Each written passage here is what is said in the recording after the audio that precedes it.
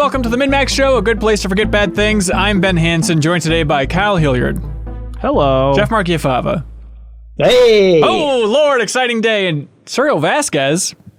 That's me. But that's not all. We have a very special guest who has appeared on technically the MinnMax channel before, but first time on the MinnMax Show podcast, Mike Mahardy from Polygon. Yes, hello. Polygon, Quibi, Speedrun. What is various places? Pick one. That's confusing. All right, so what is your role on Polygon's Quibi show? Is that like your full-time, every day focusing on Quibi, just drenched in Quibi? Yeah, that's my main focus day to day. It's technically like a TV contract for the first season until we find out whether they bought us for a second season. But I'm the editorial director, so any content, anything that happens on the show, I have say over in the editing process and the pitching process and everything. Very interesting. What is the host's name on Speedrun, that Quibi Polygon show? Jimmy Mondel. That very young esports background host guy. That man's eyes are the most beautiful eyes I've ever seen on a human being. Yeah, he's a good-looking man. He's super young. Stunning. Cool guy?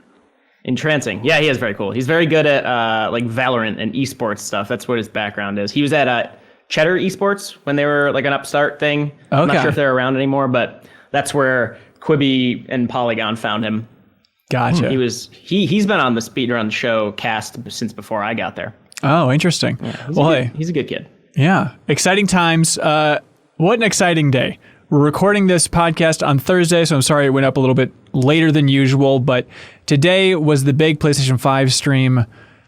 I think it's about as good as gaming gets as a day like today, where you don't exactly know what you're going to get, and then it ends up being a ton of cool games and a surprising hardware reveal at all, which I was skeptical about going in. But there's a lot to unpack about the PlayStation 5 stream. We can get to that in a bit.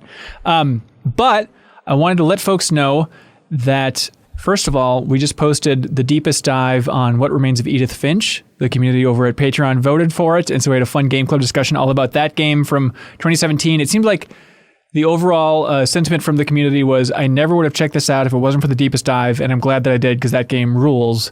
And with a name like that, a lot of people could overlook it, you know? Yeah, I love that game. Oh, good. But also wanted to announce that the next deepest dive will be, drumroll please, Robin Hood, Defender of the Crown. Robin Hood, Defender of the Crown, ladies and gentlemen. So run, don't walk. No, we're going to be doing The Last of Us Part 2. The deepest dive in The Last of Us Part 2. We're going to be aiming to have the best, most thorough discussion about that game on the internet. And I think there's going to be a lot to talk about. We're all going to be going in blind, so we haven't been playing it ahead of time and being super cheeky along the way and stuff like that. So the game comes out Friday, June 19th. The first episode, the first discussion will be on June 24th. So technically we'll have the call looking for your comments and wonderful insight on Patreon over there on June 22nd on that Monday.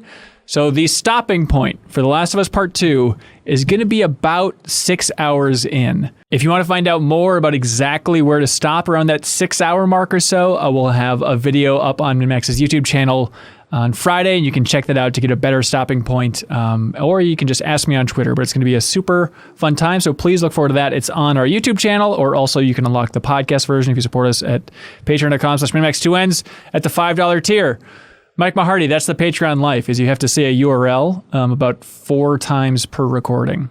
You don't have a bit.ly? No, we got to get one of those bit.lys. I don't know how those work. I just know those. That makes things easier. Yeah. Put in one URL, it gives you a shorter one.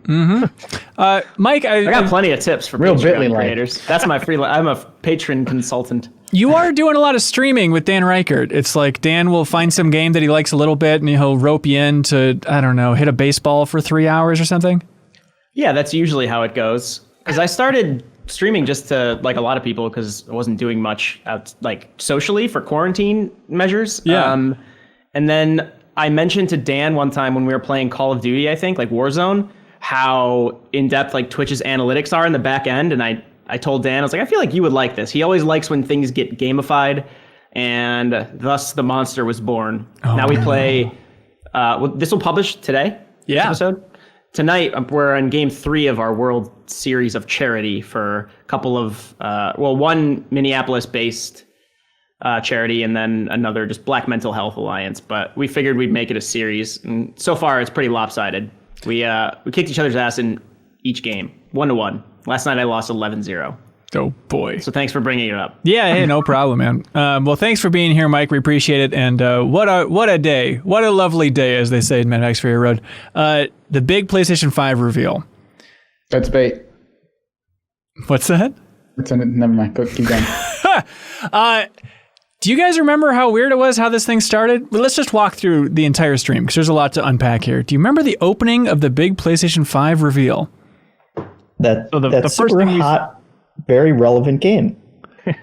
GTA 5 is how they open, and it wasn't like a quick, GTA 5 is going to be coming to PlayStation 5. It was about a 2-minute, 3-minute trailer that just said PS4 in the upper left. It just felt like a giant smooch on the kiss of Rockstar Games. I was blown away by that.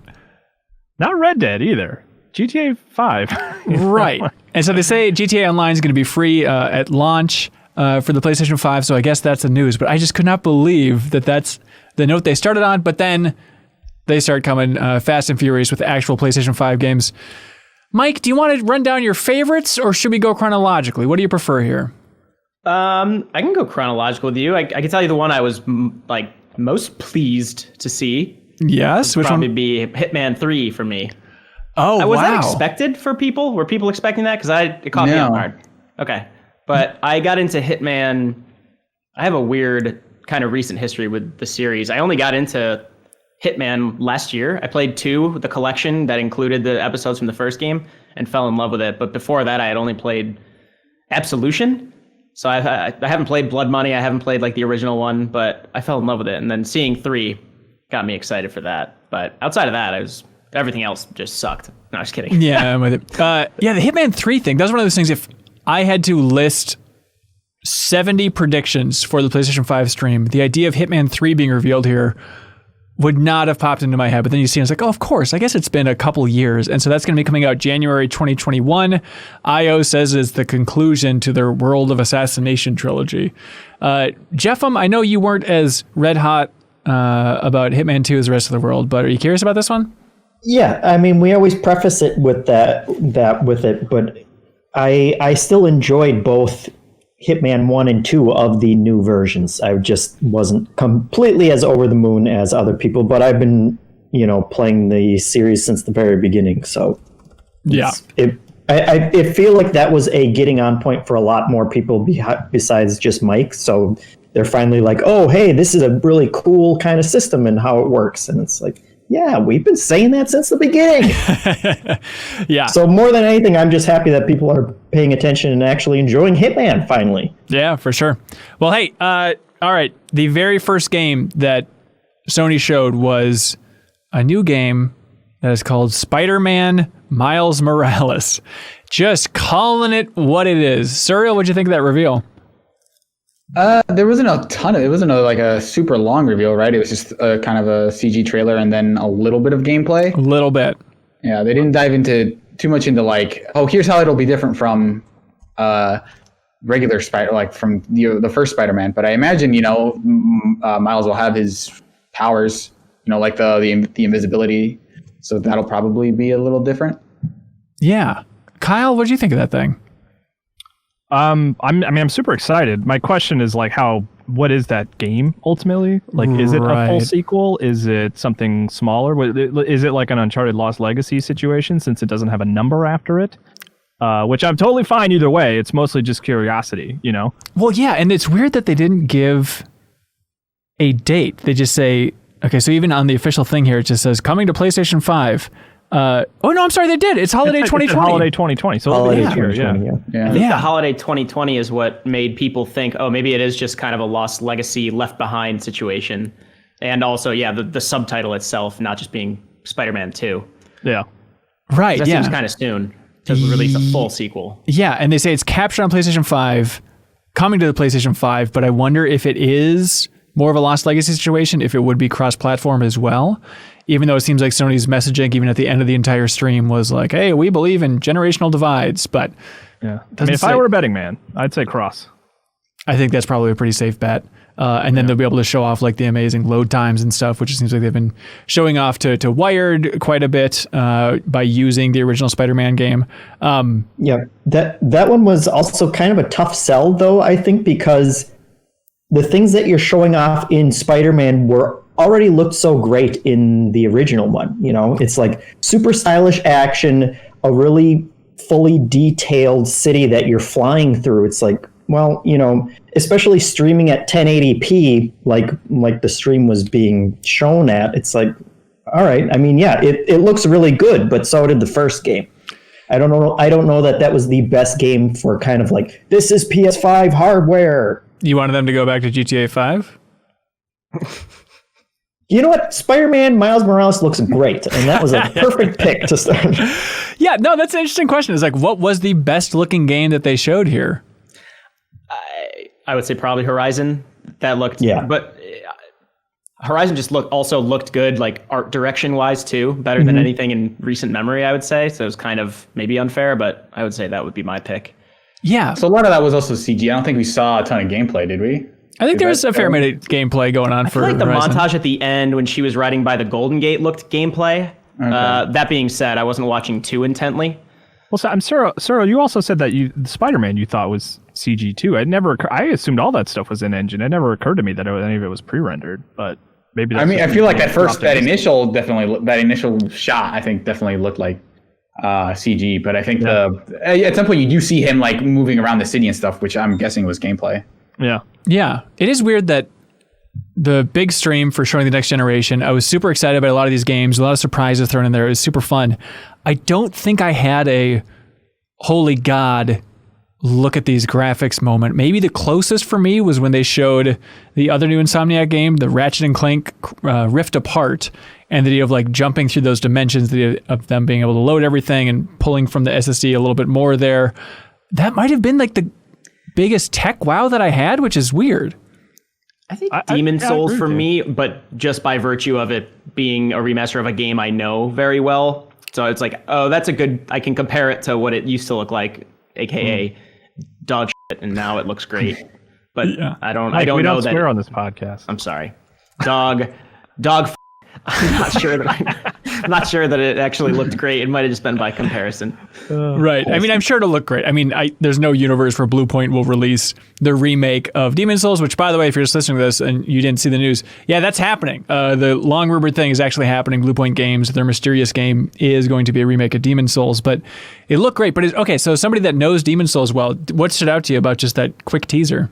It's definitely a pretty big overhaul of the graphics. So they were showing a lot of side-by-side stuff, and so like the I forget what his name is, with the giant, like the Iron Knight. That shot is very different. Like the castle, like the architecture of the castle is very different from the initial shot. The trailer description mentioned a fractured mode, but they didn't tell you what it was. So that'll be in there. So who knows what that is? I don't know if it'll be implementing some online features a la Bloodborne into Demon Souls, and that there will be a toggle for like, do you want it to be more resolution or performance? Which is interesting considering like they're couching it as a pretty powerful console, so to have that from the start seems a little weird. Like, why compromise on either? But I guess maybe it's a PS4, PS5 thing. Maybe it's a cross-gen thing. Oh, that's interesting. That could be, yeah. Okay, working through the pile here. Gran Turismo 7. Exciting to see. Underwhelming, but I'm not a Gran Turismo guy. Maybe I'm just too conditioned to Xbox as just car porn with every new Forza game. I was expecting a little bit more of car porn. It was pretty simple, and then let's show extended gameplay, which is normally pretty exciting, but it didn't pop for me. But cool to have in there at some point there. And that could be like a 1080p 30 FPS situation stream kind of thing, like seeing it live on running off PS5 might be mind-blowing. I know. Right, and it's a good reminder too. I mean, even Sony in their official blog post were like, hey, everybody, this will look a lot better on your actual console, please. Yeah. The next one. Announcing PS5 details. Yes, Mike. GT Sport, the last one? Yes. Did they do the whole like interwoven subtitled games like Forza does? Forza No, I think Horizon Sport, is totally Sport was just like a one-off entry. I don't think they kind of alternated. Like, okay, interesting. Which is funny because that's kind of what I want out of them. I want like a GT Horizon basically, where there's like an arcade. Yeah. Right. I remember I asked the creator about that in an interview back at Gamescom a while ago, about if he'd ever make a more arcade-centric Gran Turismo, and he's like, I have no interest in that. And then he backhanded me, actually, so it was pretty fun. Okay, so Ratchet and Clank Rift Apart. Insomniac has been busy. Maybe like the North Carolina studio is working on this one over there, but Marcus Smith is the director, built from the ground up for the PlayStation 5, as they say, and they were key to stress that there will be ray tracing reflections on Clank, so we can look forward to that. Finally. The first time I saw that character, I said, that character needs some ray tracing to really make him pop. Get it right. Kyle, you seem to be in love with like some of the moves in the gameplay. Yeah, well, I mean, just like you said earlier, like that was the one that was the most technically impressive, honestly. Like even if it looked great, but like just the jumping between planets at super high speed was like, oh, that's something new that I don't think other consoles can do. And then this sort of weird action of like, it looked like you threw or you saw a portal in the distance, or you threw a portal in the distance, and then you had like a whip thing to like pull like the dimension towards you. Yeah, like that just looks like a very satisfying action. You know, so like it was one of those things where I was like watching it and I was like, this looks fun to play, you know? Yeah. So. It might be a stretch, but when I was watching it, I adore Ratchet and Clank, the franchise. I was watching it and it looked like, based on that demo, what I want it to be is eventually like the effect and cause level from Titanfall 2. Mechanics like that combined with Ratchet and Clank would be super fun. Because like the Crack in Time and Tools of Destruction, or no, just the Crack in Time like played a lot with those like parallel dimensions, and that kind of added another layer to what was already just a mechanically blissful game. And I hope they push that further with it, because it did look super fun, but it also just looked good in general. That was a high point for me. So you've played like all the Ratchet games, Mike? Yeah. More or less. That character at the end where Ratchet, it seemed like it was like a female Ratchet. Is she like a character that exists, or is that like an alternate dimension Ratchet that is the female version of Ratchet? I was confused on that as well, because there is a female Lombax earlier in the series. I forget her name at the moment, but I don't think that was her. Okay, so she's not gray, I don't think. Yeah. No, this was like a mauve Ratchet almost. Yeah. Okay. I'm not familiar. Isn't part of the story of maybe the original? I feel like I heard. And he's the last Lombax. Yeah, he's the last Lombax. Yeah. Well, if it is, like my assumption was that it was like an alternate reality, like an alternate dimension Ratchet, where he just happens to be a different gender, you know? And I immediately told my daughter about that, and she was so excited. Like she girl Ratchet? Yeah, because it's like she likes Ratchet and Clank, and she was like, the idea of like getting to play a female version of that protagonist that she likes so much was like super exciting to her, you know? What if you're completely wrong though, Kyle? I could be completely wrong, and maybe I've ruined her holiday. She'll still be in the game, like regardless of her origin. What if Miles Morales isn't even in Spider-Man Miles Morales? It's true. I wonder how they're going to do that, though. If they do introduce that female Ratchet, is it just like the dimensions are going to open up early on in the game, and then it'll be like, choose which Ratchet you want? I don't know. BioShock Infinite situation, you just meet a whole bunch of different Ratchets. Yeah, it could be. There's always a Lombax. So after that, Square Enix revealed something confusing but very exciting called Project Athia. Classic Square, just a good old title tease. That'll stick, right? I think so. So, I mean, that's the thing, is you see this and it's like, ooh, this could be Final Fantasy 16. This could be Final Fantasy 16. And then they reveal it's Project Athia. And maybe they're going to save that reveal for some other time to have like the Versus 13 transition to Final Fantasy 15 title change that they had at E3 a while ago, and have this turn into Final Fantasy 16. Jeff, odds this is Final Fantasy 16. I don't know, dude. I mean, I always get a little wary when it's like, okay, it's Square Enix, so it has to be a Final Fantasy game. You know, like maybe they're just making a new IP for the new generation. So I'll give them that benefit of the doubt. Here's the thing, though, Jeff. Here's why you're wrong. So Luminous Productions, which was at the front of the trailer there. So they were the studio that was being run by Tabata, who was the 15 director, and he created that studio. He was like, hey, we're going to make new IP within Square. And then I believe once he left, then there was a news story about like, hey, we're pulling that team and they're going to support Square's main titles and stop making new IP after all. So I don't know if this is like the origins of that new IP that then is being retrofitted into Final Fantasy, or if they are going to keep this rolling as something new. It looked awesome. More action-focused, female protagonist running around, cool, effed up, lightning-looking wolves. I wrote down awesome jumping in my notes because the platforming looked awesome. Yeah, the platforming definitely is the thing that's making me think it's not a Final Fantasy game. Also, if they're planning to turn it into a Final Fantasy game at this point, why not just announce that? But the other thing that led me to believe, I don't know much about Final Fantasy or most Square titles in general, but Gary Whitta writing on that project, leading a team of writers, leads me to believe that it's not. I just can't see Gary Whitta writing a Final Fantasy game. Did you see that? He tweeted he saying tweeted that? Yeah, he's leading the team of writers. Really? Let me see if I can pull it up. yeah, he said like, okay.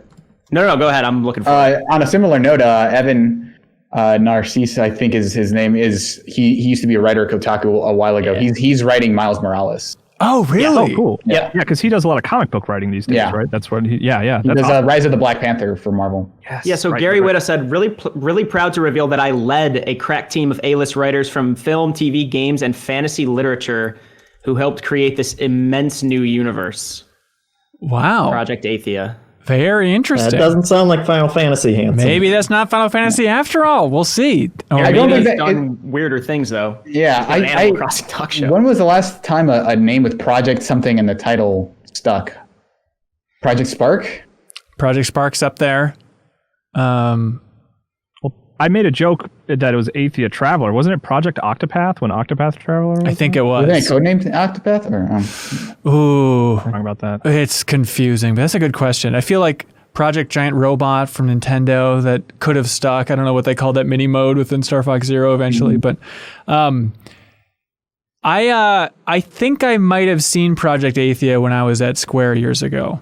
I feel like on this podcast I teased something before that when we were on the Final Fantasy 15 cover story trip, I saw a glimpse of something, and I think it was this. And so that was a long time ago. And so this thing, I mean, that was 5 years ago. So if this thing is cooking in the oven for that long, that's mind-boggling to me. But we'll see what it is. Who knows? God, and then I wonder if Gary Whitta was working on it way back then. Maybe it's a different thing. Who the hell knows? The game called Stray. It's a game with a lot of robots in it and a lot of cats, and the robots Depressed robots. Yep, and the robots have faces like how would you describe that, Kyle? Kunai, the platformer from earlier this year. Yeah, where it's just, hey, it's a monitor, but then with a face on Or it. Like an emoji face. Fooly Cooly, the anime. There's that like robot-headed thing, FLCL. People know it. Conti? I promise. Yeah. What was that third-person shooter kind of thing that the Mega Man creator made for Xbox One? Recore. It reminded me of the robots from that game. Oh, see interesting. I played like 2 hours of it, and that's why I don't remember it, but That's that fair. was my first impression of it. Stray. People like cats. People like robots. That was an exciting, confusing one out of the blue there. Yeah, and we kind of got the impression that you're playing as the cat, maybe? Yeah, that's how it yeah. ends the It's on the trailer. logo, right?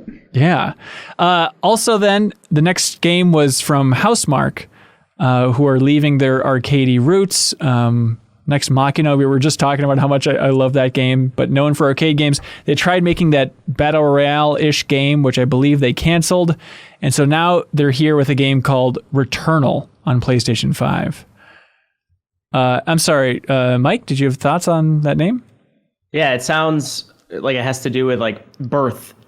Like it takes a weird turn halfway through. It's just I don't like it. I like it. I don't like the name. I like it. It's simple. It's distinct. You'll be able to Google it. I think it works. Placental. You can't just name games like that. I think you can. I think it totally works. You can name it whatever you want, as we've learned. What's that? What company does your show? What show do you make that company for, Mike? What is that called? You got me good, Kyle.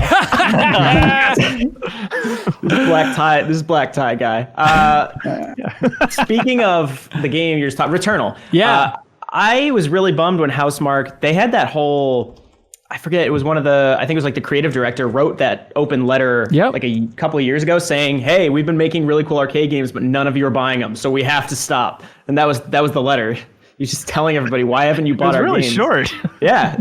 And I was really bummed because I loved everything they did. They did Alienation as well, right? Yep. Resogun at the launch of the PS4, if you remember that. So this game, it looks like a fusion of Edge of Tomorrow and Annihilation, if you want to be reductive.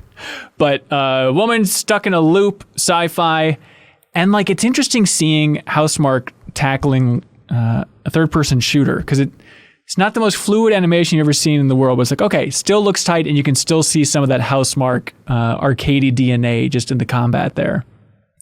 Kind of near Automata-ish, like bullet hell in third person somehow, kind of.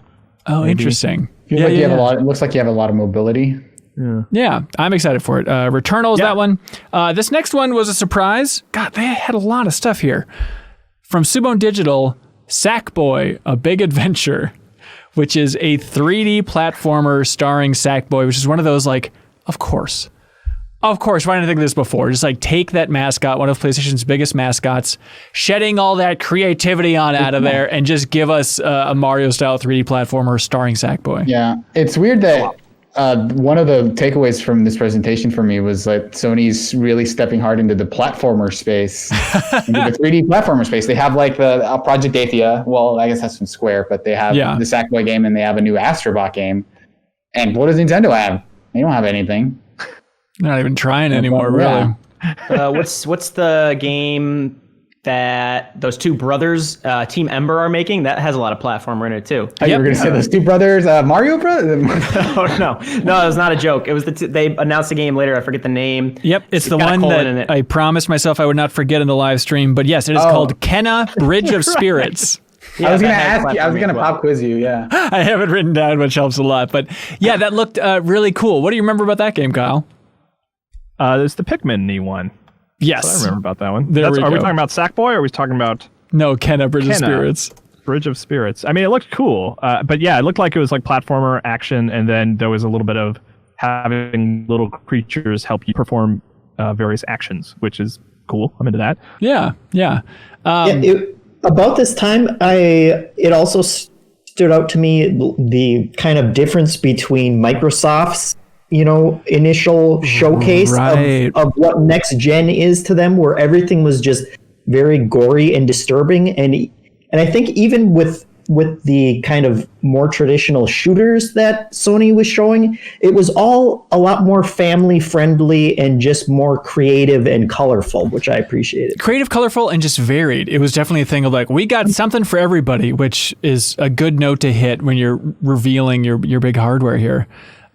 So they also showed a game that was surprising called Destruction All-Stars. It looks like car combat, but you can get out of the car, but there might be a racing component involved, and it looks a little bit like Onrush. What a weird thing. Mm-hmm. And I didn't fully understand what the point of it was, because the people on foot were just jumping over cars cool ways, and I didn't understand what the game was. Yeah.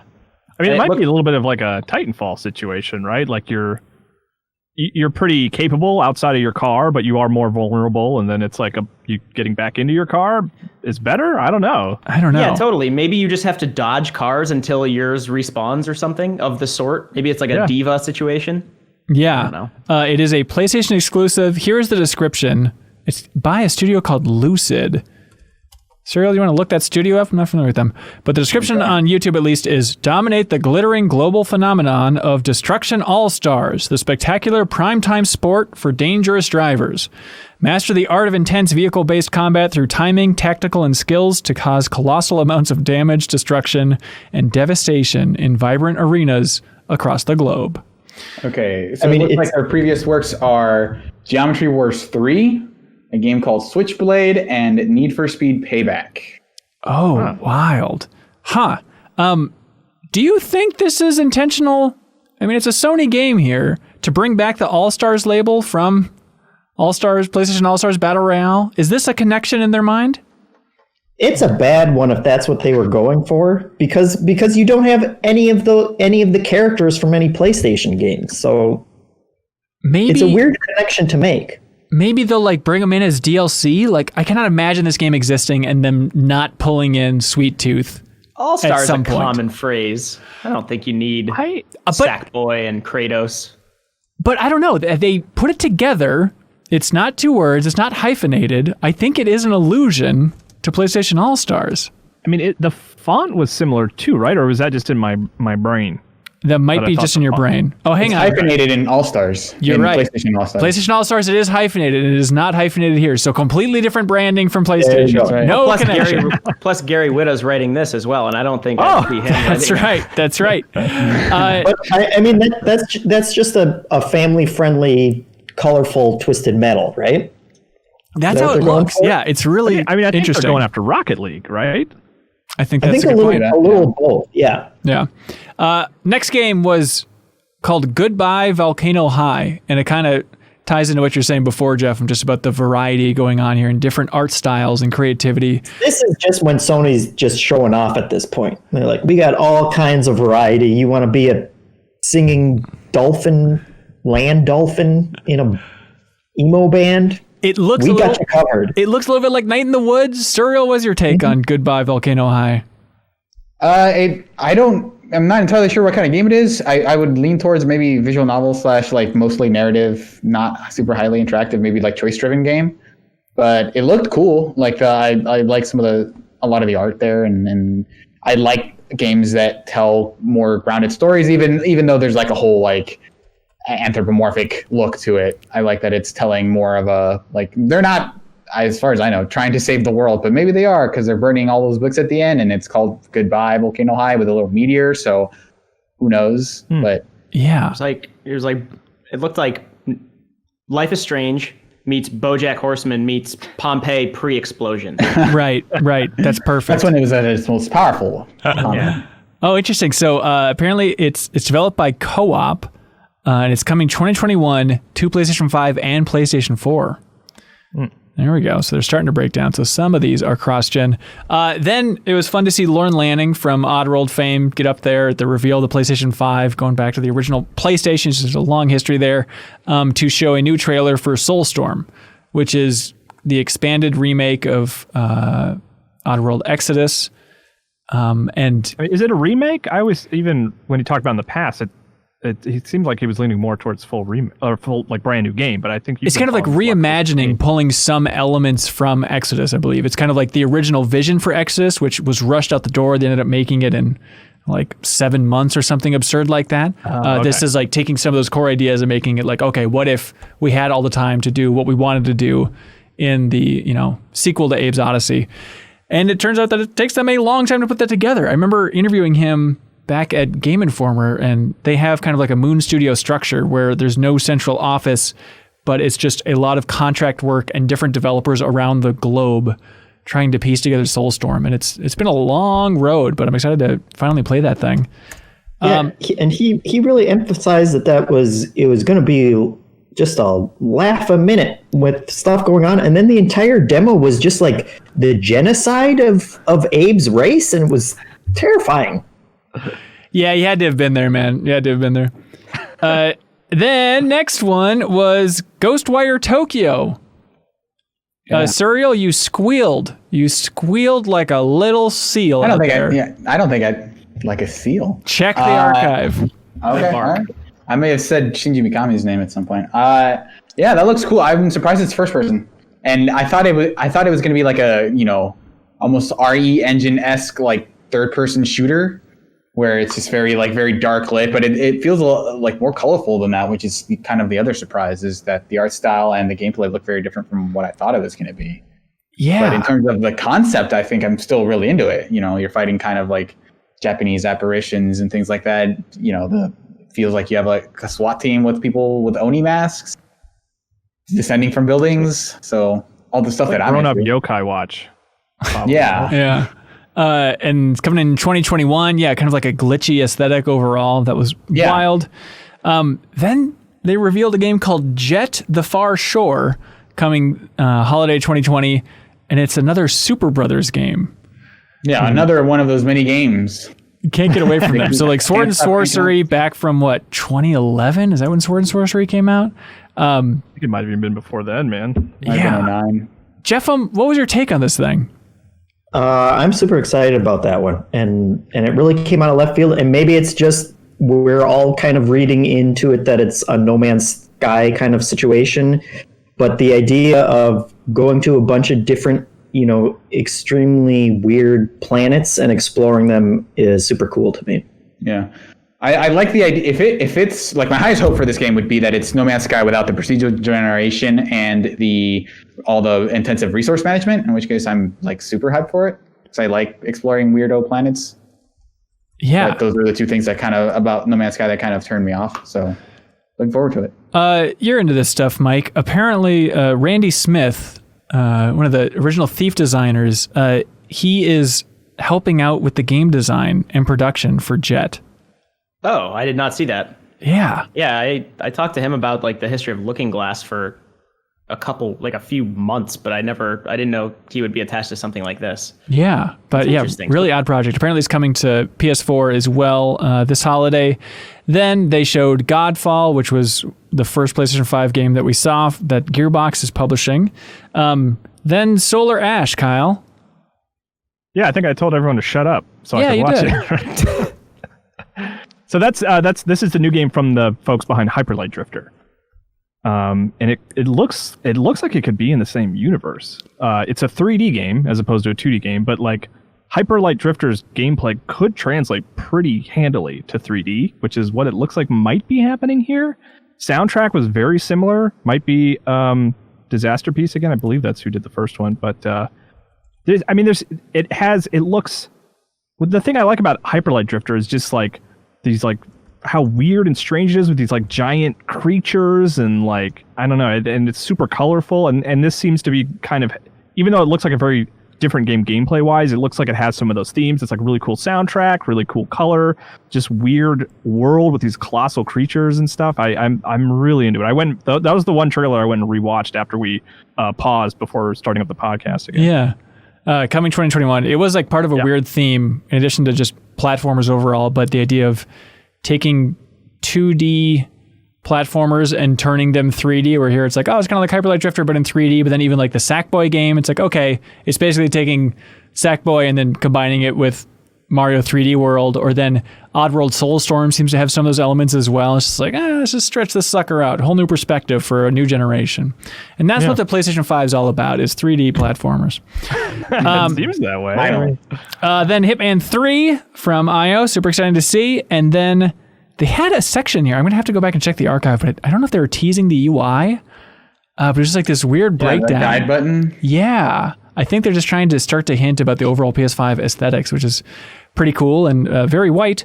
Then Astro's Playroom. Kyle, did you understand what this was?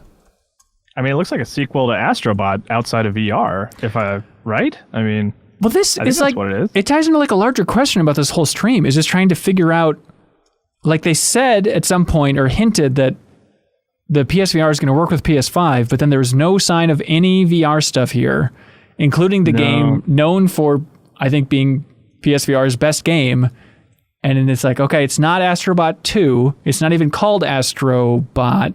It's just Astro's Playroom, where we're taking some of the VR staples and bringing them into a flat game.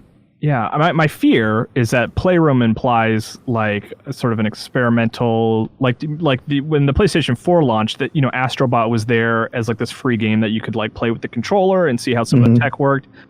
That's not what I want for this game. I want a platformer campaign starring Astrobot. Outside of VR is great. I'll take that too. So I hope that's what it is. It seems like that is what it is. Okay, it's not just a bunch of tools to play with. Yeah, so here's the description. Astro and his crew lead you on a magical introduction through PlayStation 5 in this fun platformer that comes preloaded on the PlayStation 5.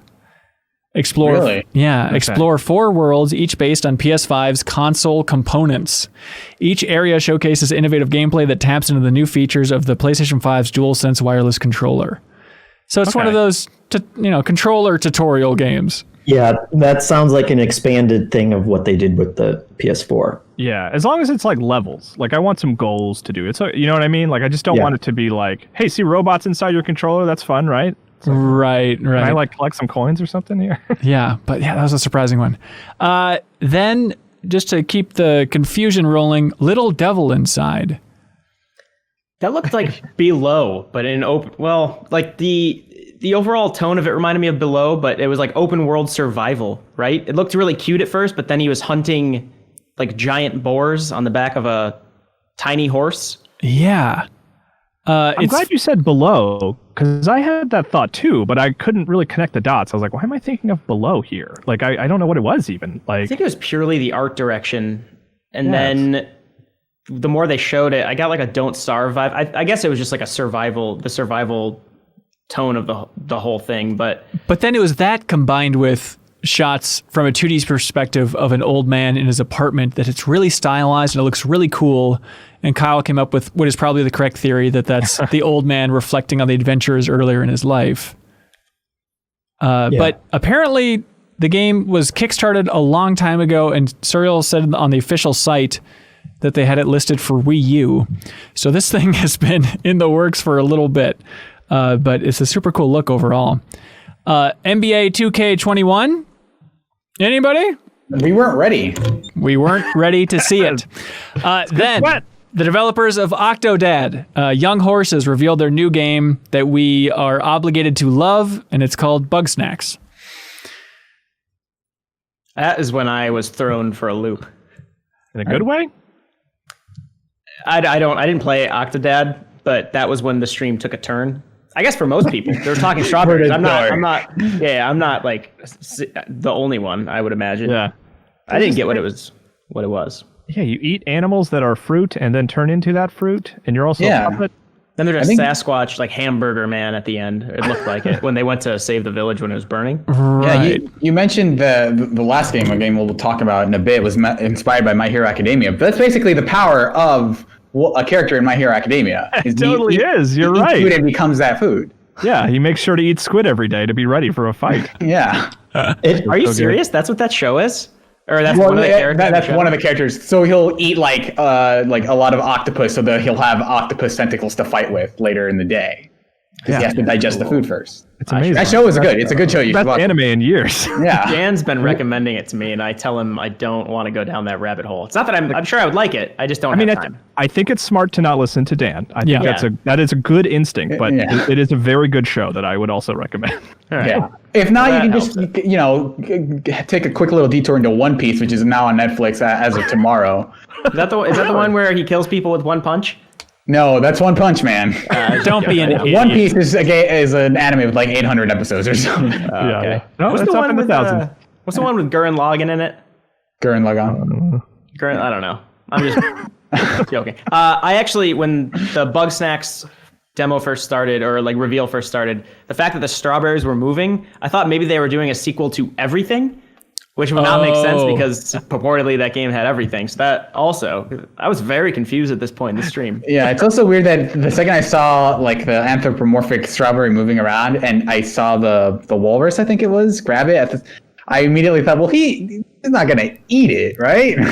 The thing has eyes. You can't eat it. He ate it. Yeah. Oh, he ate it. Yeah, it looks very goofy, and that I guess that's exactly what I want from the Octodad guy, and that was another kind of overall larger impression that I had, that we have all of these indie developers who are very creative, and they kind of had big success with much smaller kind of experimental games, and now it seems like we have a whole new generation tackling much bigger and more ambitious projects, and that's cool to me. So. Yeah, for sure. I don't know if it ties in the idea of, it's easier to develop for the PlayStation 5, or it's just, hey, that first game was a success, we know about it, and therefore they can tackle more. Yeah.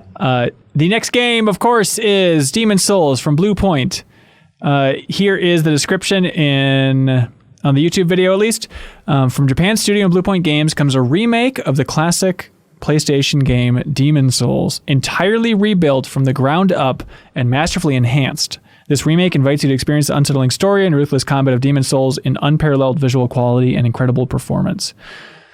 it is a weird thing to message on a couple fronts for Sony, because they probably want to say, like, how do you even message that? From the creator of Dark Souls came this other game? Or like, do you think you they can would just say like, you know what it is, and then just like cut to a quick shot of some character off in the distance, Miyazaki maybe, and then you pan down and it's Demon Souls. But like, seriously, yeah, it's a weird lineage. how would they message this? It's such a complicated one. It's like, all right, we're going to step on Namco's toes if we hit it too much, or is it just a happy accident if people don't know the history of Demon Souls and they just see a Souls game on the shelf for the PlayStation 5, so they'll pick it up? You could even say it's from the creators of Bloodborne, Oh yeah. which Sony also owns. It'd be really But- funny if they said from the creators of Elden Ring.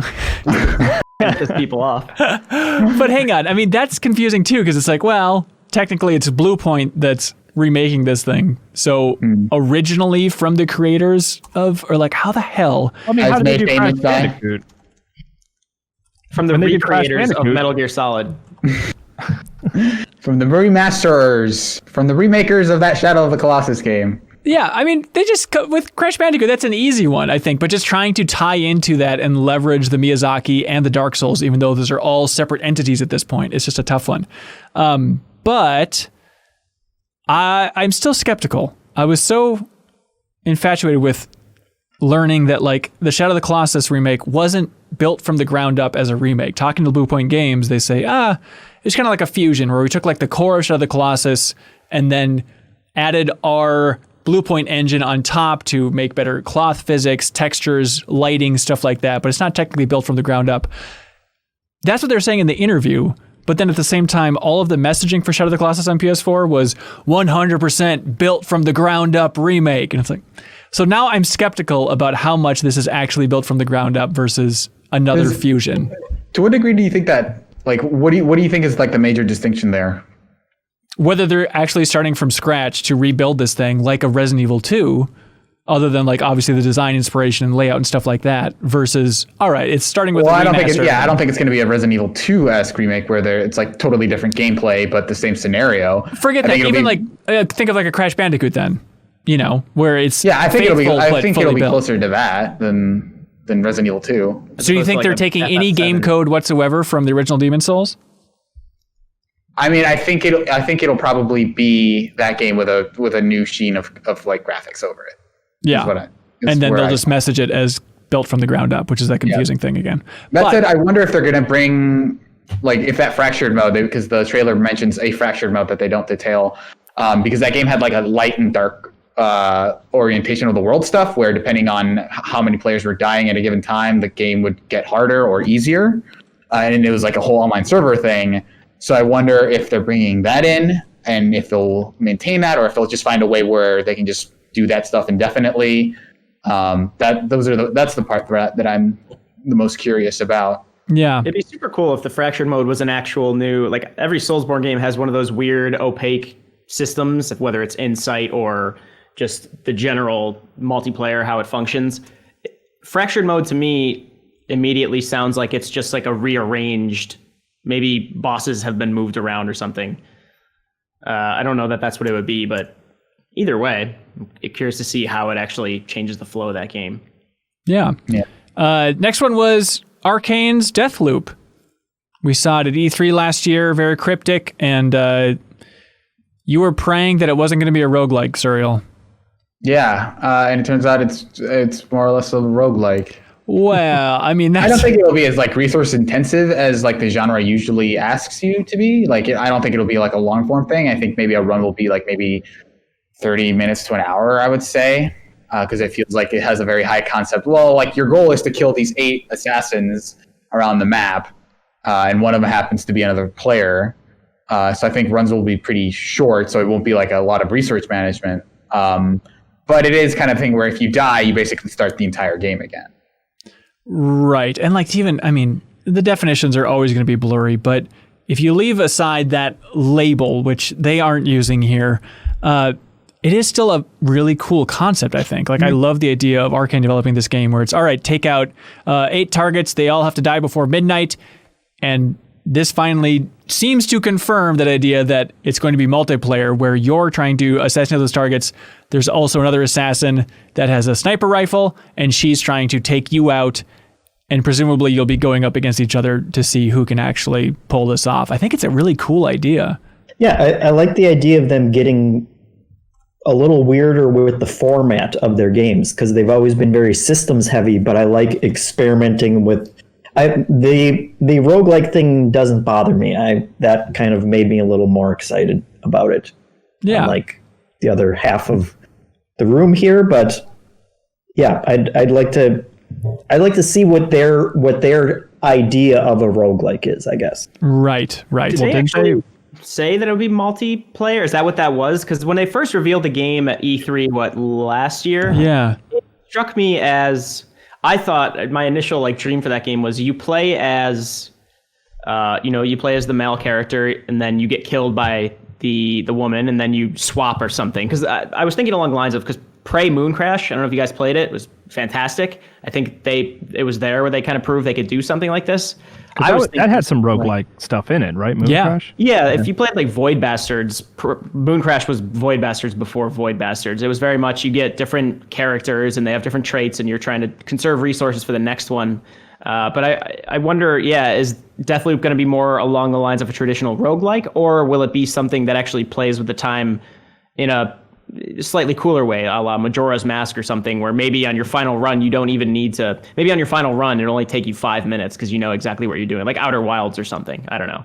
That's a totally different game than I think what it is, but I'd like to see them try. Yeah, so I mean, they didn't confirm multiplayer. It's just that thing of maybe they confirmed at the end of the trailer you can control the other player, but maybe that is a weird thing where, God, I don't know what else. She jumped off the roof. It showed her, and then it went to her perspective, and she jumped off the roof. Right, but if it wasn't multiplayer, I don't know how else that would work. You can just choose if you want to try and stop an AI from killing the 8 targets. That just seems like it's walking up to the line of being this crazy multiplayer thing, and especially being the studio that developed The Crossing, which we got to see even more of thanks to Danny O'Dwyer's No Clip documentary, which was that crazy single player across multiplayer experience. It kind of feels like that studio getting back to some of those ideas.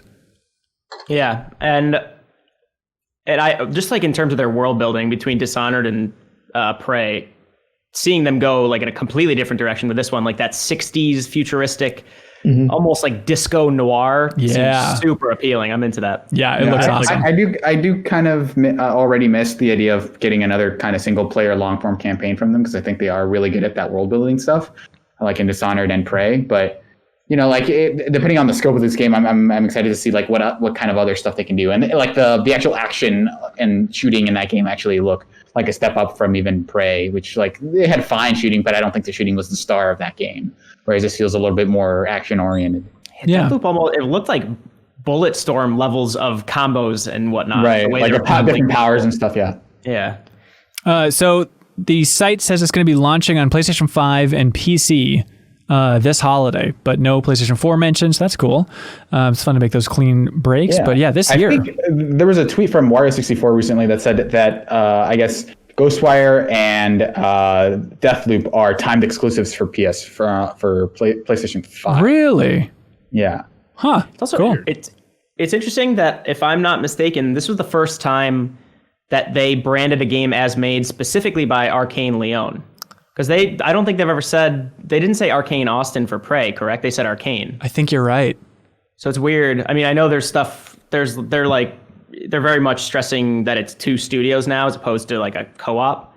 So it was odd just to see Arcane Lyon. Yeah, that is interesting. I assume you watched the No Clip documentary? Mm-hmm. Yep. It was it's very good in a lot of ways, but the part that gives me a headache and trying to think of how he pulled it off is just coordinating between EA and Bethesda. And as someone who, you too, I guess, as someone who's been on that side, that just seems like it would be a nightmare. And getting Valve involved as well, just that weird black box. EA, Bethesda, Arcane themselves. Yeah, it's impressive. It's a feat of emails and phone calls, just to try and line that stuff up. I don't know how the hell it's possible. Emails and phone calls popped out for a second. Then there was a trailer for some Silent Hill looking game in the woods at night in the snow. Kyle, do you recall? Village? So this is the confusing thing. It is Resident Evil 8, but they are calling it Resident Evil Village and then Roman numerals 8 in the village. It's good design. It's watching that trailer. It's interesting because I feel like it happens so rarely these days. It's like, oh, every rumor about that game has like been confirmed. Not only confirmed, there's but Chris. yeah. Okay, there's werewolves. Okay, there's witches. All right, village. Yep. Okay, this is everything everyone was already saying. It's like It's almost somebody. like someone saw that trailer and then wrote up a bunch of leaks. Exactly. Yeah. It does feel exactly like that. It's all baked into that first trailer. Yeah, it's crazy. Yeah. Are you guys digging it? Yeah. Oh yeah, like the aesthetic, it looks awesome. I like that they're going for a completely different direction where it's not just like, well, people really seem to like the southern aesthetic, the southern gothic stuff we were going for. So let's continue that story. I like that they're just like basically doing something pretty different. The look of that stuff I think looks awesome. A lot of the new enemies, like there's werewolves and stuff, which is crazy. I think that stuff looks cool. I mean, like it's maybe I'm just assuming too much, but like I get more of like a Resident Evil 4 vibe from 8, where from Resident Evil 7 I got more of like a Resident Evil 1 vibe because you were like exploring a mansion, you know? And this has you like up in like, you know, a village with mountains and like there's more crazy stuff happening. Because that's the thing about 4 is like 4 kind of went off the rails in a way that was really crazy. And this seems like maybe it might be leaning in that direction a little more by having like werewolves and witches and stuff. Like I'm into it. It's so weird. I'm on I guess I'm always on a Resident Evil kick, but I'm playing Code Veronica right now, and it's like, yeah, I'm totally ready for the next chapter in Resident Evil. This is probably the thing I'm most excited about coming out of that presentation for sure. And then like there are a couple. I guess they released a special developer message that has some additional details. This is from Nibble on Twitter. Nibble, yeah. Nibellion. So it's based on the newest version of the Resident Evil engine. It's going to be more action oriented. No load times. It takes place years after 7, and you play as Ethan. There's going to be a new inventory. So I guess maybe it'll have a different inventory system, which I'm pretty into because I think 7 used something pretty similar to 2 and 3's, right? Like that's pretty standard, yeah. So I wonder if it'll be a lot of like you said, Resident Evil 4, doing a lot of moving stuff around in your inventory. Yeah, get back to Tetris. Every Resident Evil game should just rip that off. I don't know why it's not in every Resident Evil game. I feel like the more Resident Evil 7 comes up, the more people are acknowledging that it's just fantastic. I feel like at first, I don't know what it was. I think at first it just took a while to catch on that it was actually legitimately good Resident Evil. Right. I think it got buried because it was like... It was the VR, right? Yeah, That's I played it on PC. The initial thing was. But I think that's what the initial thing was. Like everyone was playing it and saying, "Hey, this is really good." And I think the VR skeptics were like, they're taking into account that this is VR and they're in the world or whatever. But like that became a bigger part of the conversation. Yeah, as we get further from that and more people played it without that stuff, I think it probably. I also think it came out in 2017, which is a pretty stacked year when it came time for like Game of the Year discussions. There's a similar thing with Prey, which I mean, I obviously really liked Prey, but yeah, you had Breath of the Wild, Horizon Zero Dawn. Yeah. What else was 2017? Ethan Finch. Persona 5. Yeah. Nier Automata. So there was a lot of like really marquee games that have withstood the test of time, and I think over time Resident Evil's kind of got like slowly gotten its due as like, Resident Evil 7 was great, and we just didn't appreciate it as much as we did. Yeah, I'm liking that they're sticking with the first person. I mean, I don't think there was any. It's really cool to see how they're doing the remakes, like the third person action remakes of these tank controlled games, but the mainline ones are continuing to be this first person. Like if they do eventually conform to that 3 trilogies thing, like design wise, like 4, 5, 6 were these, third person over the shoulder shooters.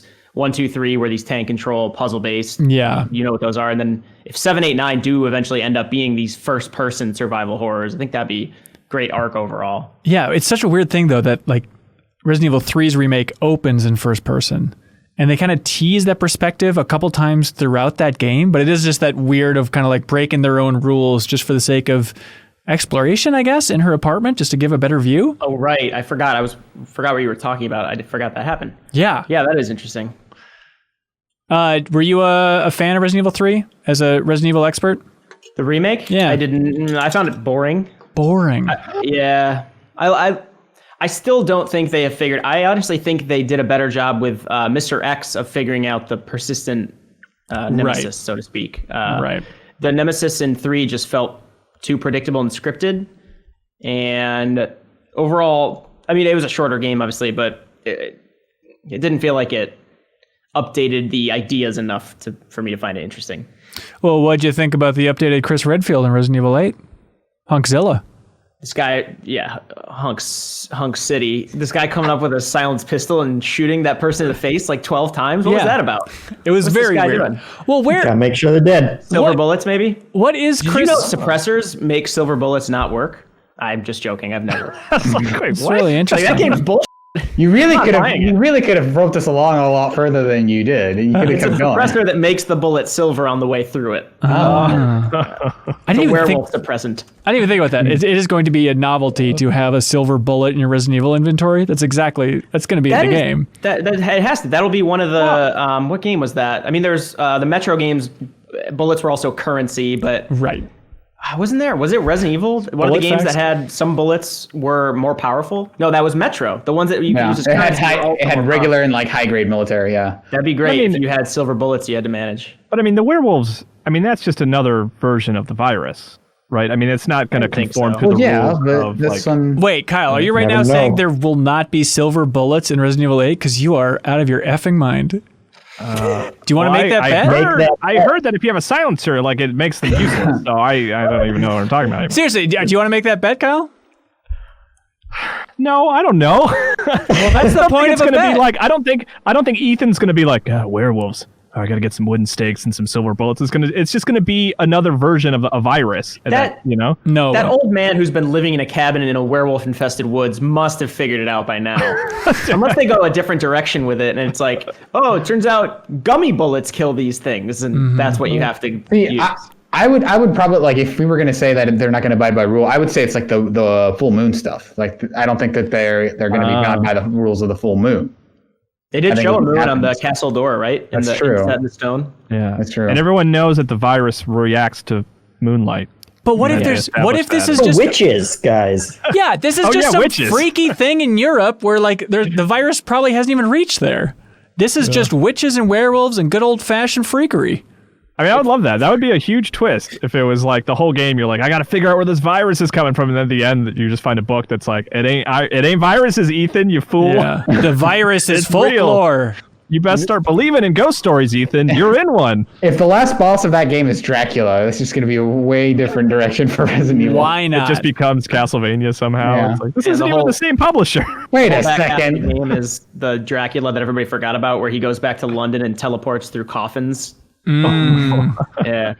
Nobody ever remembers that from the book. The second half of Dracula, wherein he brings coffins full of Transylvania dirt back to London and teleports between coffins. This is real. Are you guys? This No. isn't a silencer with silver No. bullet situation. Mike, Real, we're Dan aware Riker read that it you recently. read books. You can't come on this podcast just to Terry- brag this is a about Tim your Terry thing. Dracula knowledge.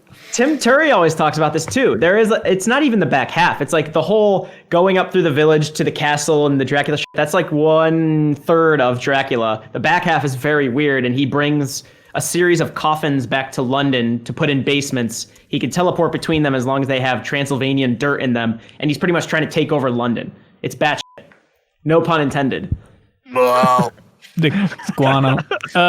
Then there was a very confusing trailer with what looked like the Kojima Productions mascot, Homo Ludens himself, walking down the streets of New York City with holograms that. straight out of Horizon Zero Dawn, but it was not that. This is a Capcom game called Pragmata. Pragmata. Releasing in 2022. Weird. I thought this looked awesome. Yeah, it looked really cool. I was trying to track down which development team made it, and they are very tight-lipped about it. It doesn't seem like who knows which team at Capcom made it. Weird. But I'd be very curious to see what the lineage of that developer is. But that game looks really cool. Yeah. So some sort of hologram crazy world where the player is stranded on the moon but is projecting their life back to New York. Like the lore that they're trying to set up there is so confusing, and I'm starting to get really excited about it. And then I remember that at the PS4 big reveal event, they showed Deep Down, and that never came out. So I was just gonna say that. Yes, This is from the this Deep one Down gets team. my Deep Down award. Is that actually ever gonna happen? right. And if it is, probably not 2022. This could be like a 2023er. I don't recall Deep Down. What is this? Deep Down was, it eventually said they were going to make it free to play, but at the PS4 launch, they showed footage and it looked very Dark Souls where you're fighting a giant dragon or snake, and then everyone thought maybe it was Dragon's Dogma 2, I think, when it first appeared. Right, and then the confusing thing, it was all medieval, and then there were like flashes and teases. Like it was all this medieval thing, and then at the end, like the character got a text message from Blanca from Street Fighter. So it's like, what is this world? What's happening here?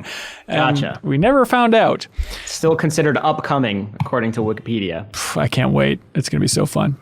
Then, the grand finale, in a way, the new Horizon game, which we had a lot of theories about the name, and it turns out, we all have to say it at the same time, the name is Horizon Forbidden West. Horizon 2 Forbidden West. Oh, Forbidden West, yeah. Forbidden West, because we're moving to California, folks. Aloy's packing up the truck, heading out there.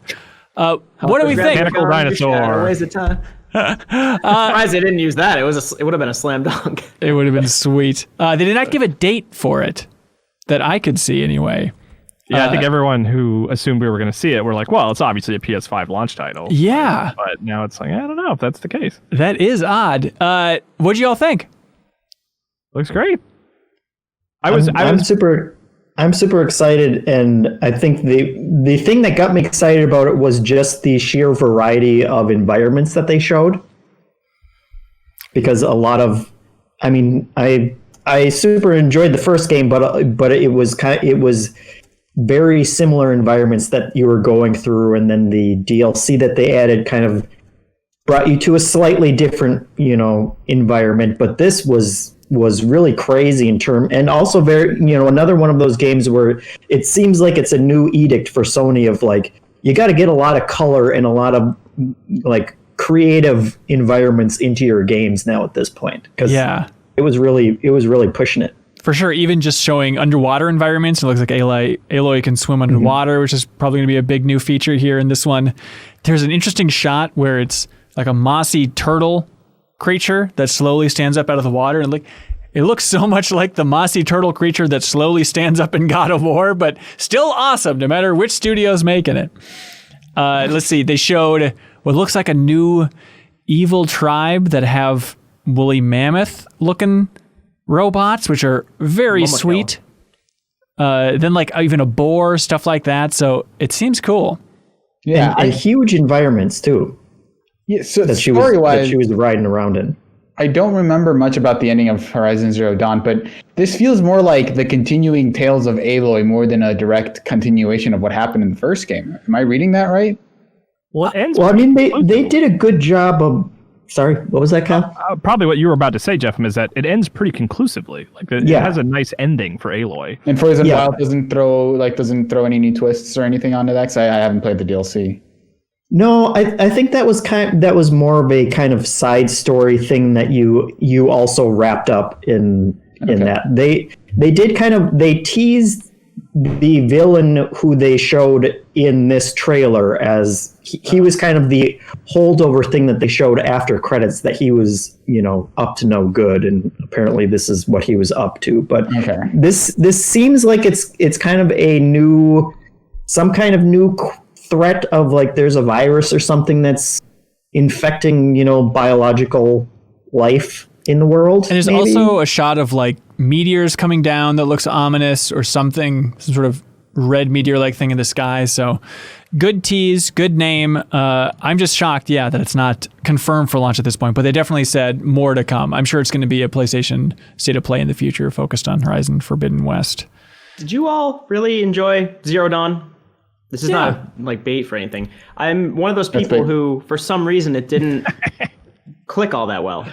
I will say that going back, I replayed it, and I will say that more than most open world games I've played, I actually really enjoyed what they did with the actual overarching story. Yeah. Most open world games, by the end, I don't give a shit about the story. Right. With that one, I think they did a really good job when you're in the bunker and everything, figuring stuff out. But I don't know. It's hard to explain why I found that game to be a bit lifeless. The combat itself grew on me over time, but I did feel like I was trying to be methodical, and it just wanted me to be scrappier than I thought it was allowing for. But I need to revisit it because I appreciate the craft of it, but it didn't really click with me too well. I do feel like a good way to revisit it is to go through Frozen Wilds. I'm kind of tempted to go through Frozen Wilds at this point just to kind of refresh myself right before jumping into the new one. But Jeff, I mean, you reviewed it for Game Informer. You gave it like an 8.75, and it was like, oh, this is great. It's a pretty Far Cry-ish though.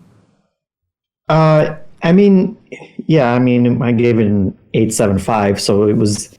I feel like my opinion always gets boiled down to me sounding very negative about games that I actually do enjoy a lot. But my main criticism of that game was, yeah, there was still a lot of going into bandit camps and clearing everyone out, and crawling up towers in order to kind of survey the overall world and stuff. But I super enjoyed the storytelling in the world that they were creating, and then also fighting giant robot dinosaurs. So always good.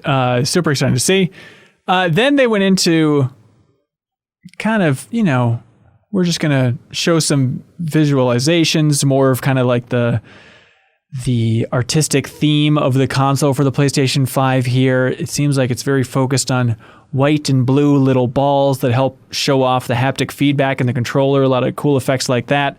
And then the camera pulls out and they're actually revealing the PlayStation 5 hardware, which you can look at the reaction in our YouTube video. Kyle, you seem to be the first to say, I don't like that. Yeah, I mean, ultimately, like, it doesn't really matter. Like, I'm still excited to get that thing and play games on it, but like, yeah, my initial reaction was like, I don't like that. It looks like a prop that would exist in a movie or a show that takes place in the future. That's like not very good. Like, it's like just sort of like underwhelming sci-fi design to me. I don't know. I think it's also like, it looks futuristic, but I tend to prefer like that modernist sort of look. Like, I like the look of the Xbox Series X because it's like really simple and just sharp edges and stuff like that. A lot of people online are saying it looks like a router, and I totally agree with that. It looks like a router, and yeah, I wasn't charmed by it. No. Yeah, insofar as like the look of a console actually matters, I think it looks kind of tacky. Yeah. But I like I said, it doesn't seem like it matters too much. But it's weird that it has one USB and one USB-C port, which is going to be weird. I think people are going to have some issues with that at first. Why is that? They're probably going to want to plug in more than one USB thing. And just like the transition over to USB-C will probably be a little weird. I think people will have to figure out how to get used to only having one USB slot. Are you sure there's not more on the back?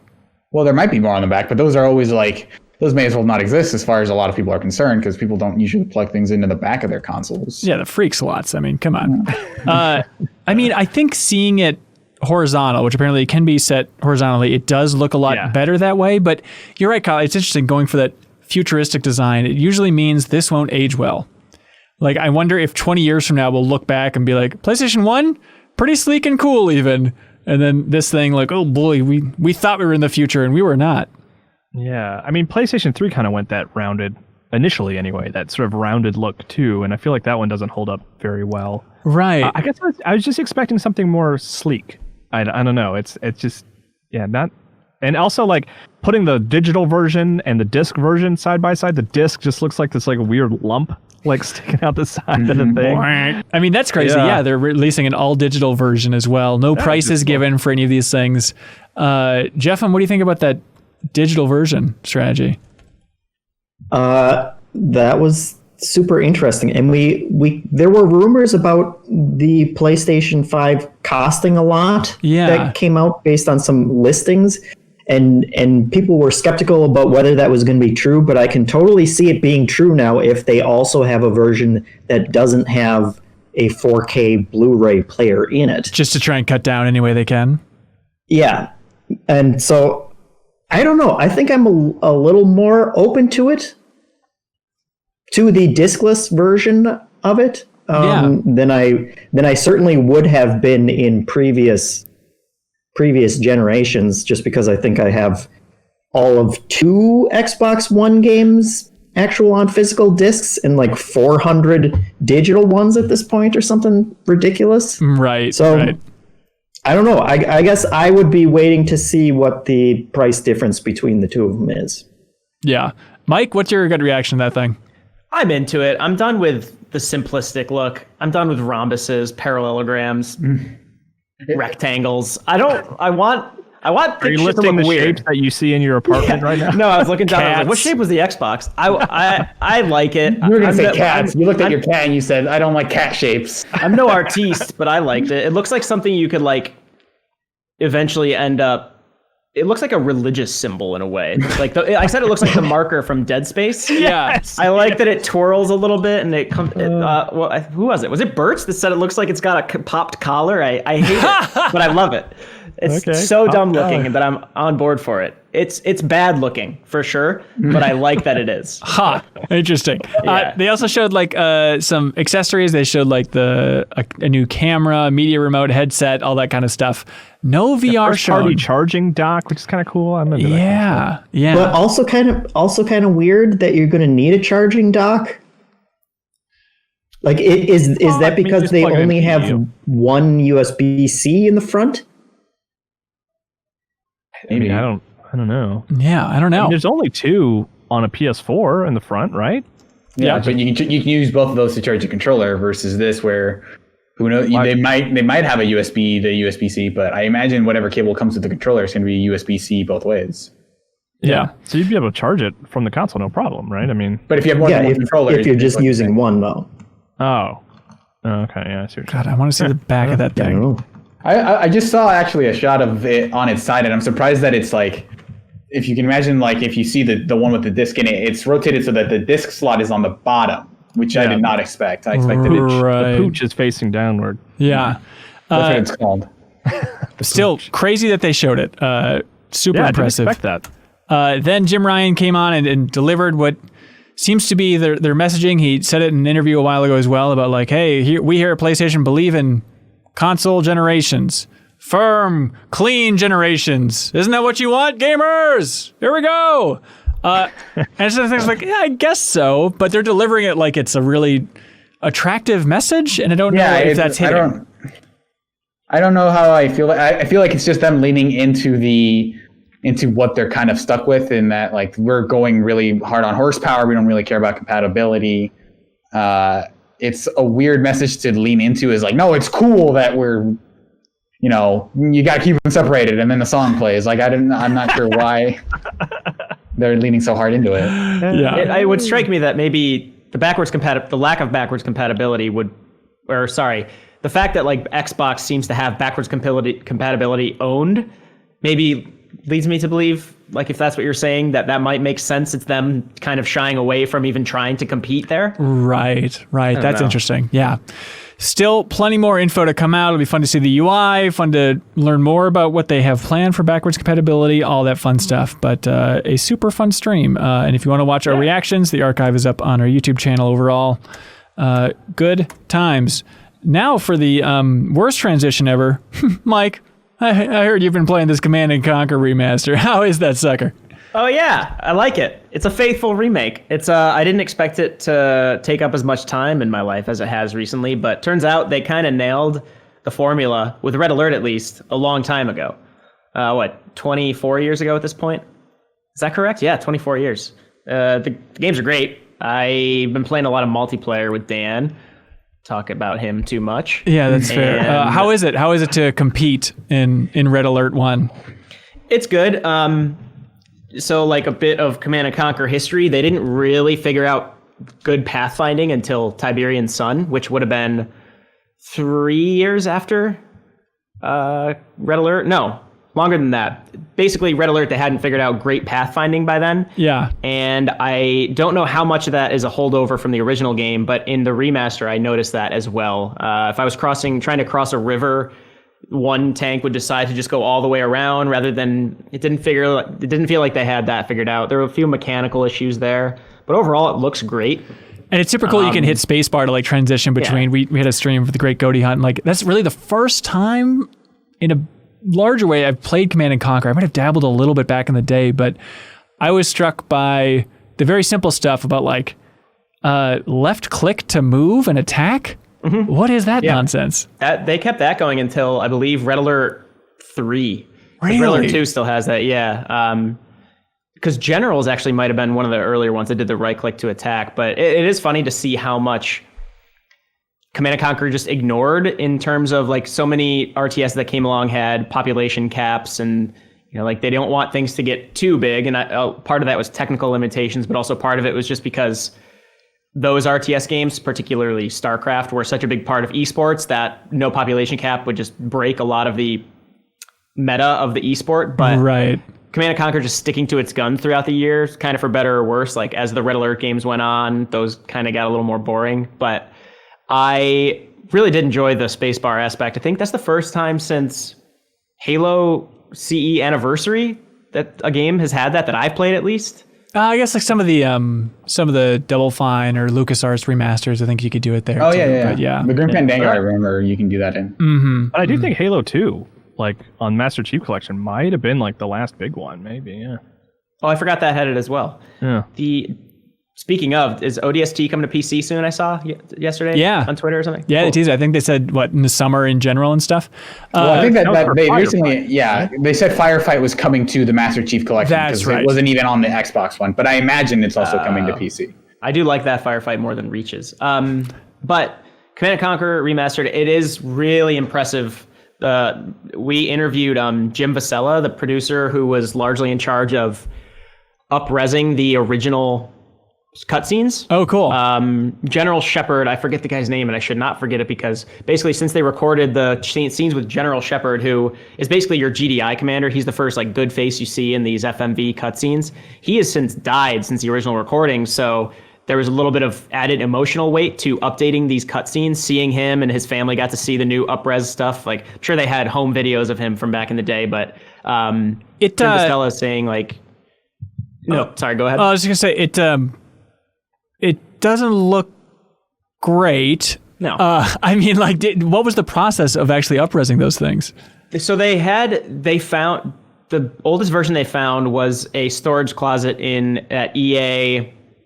Where is it now? It used to be Westwood, but it was in this storage closet. There's a bunch of beta tapes. So what the resolution for that would have been 300 by something. Maybe and they had to up-res that to work for this.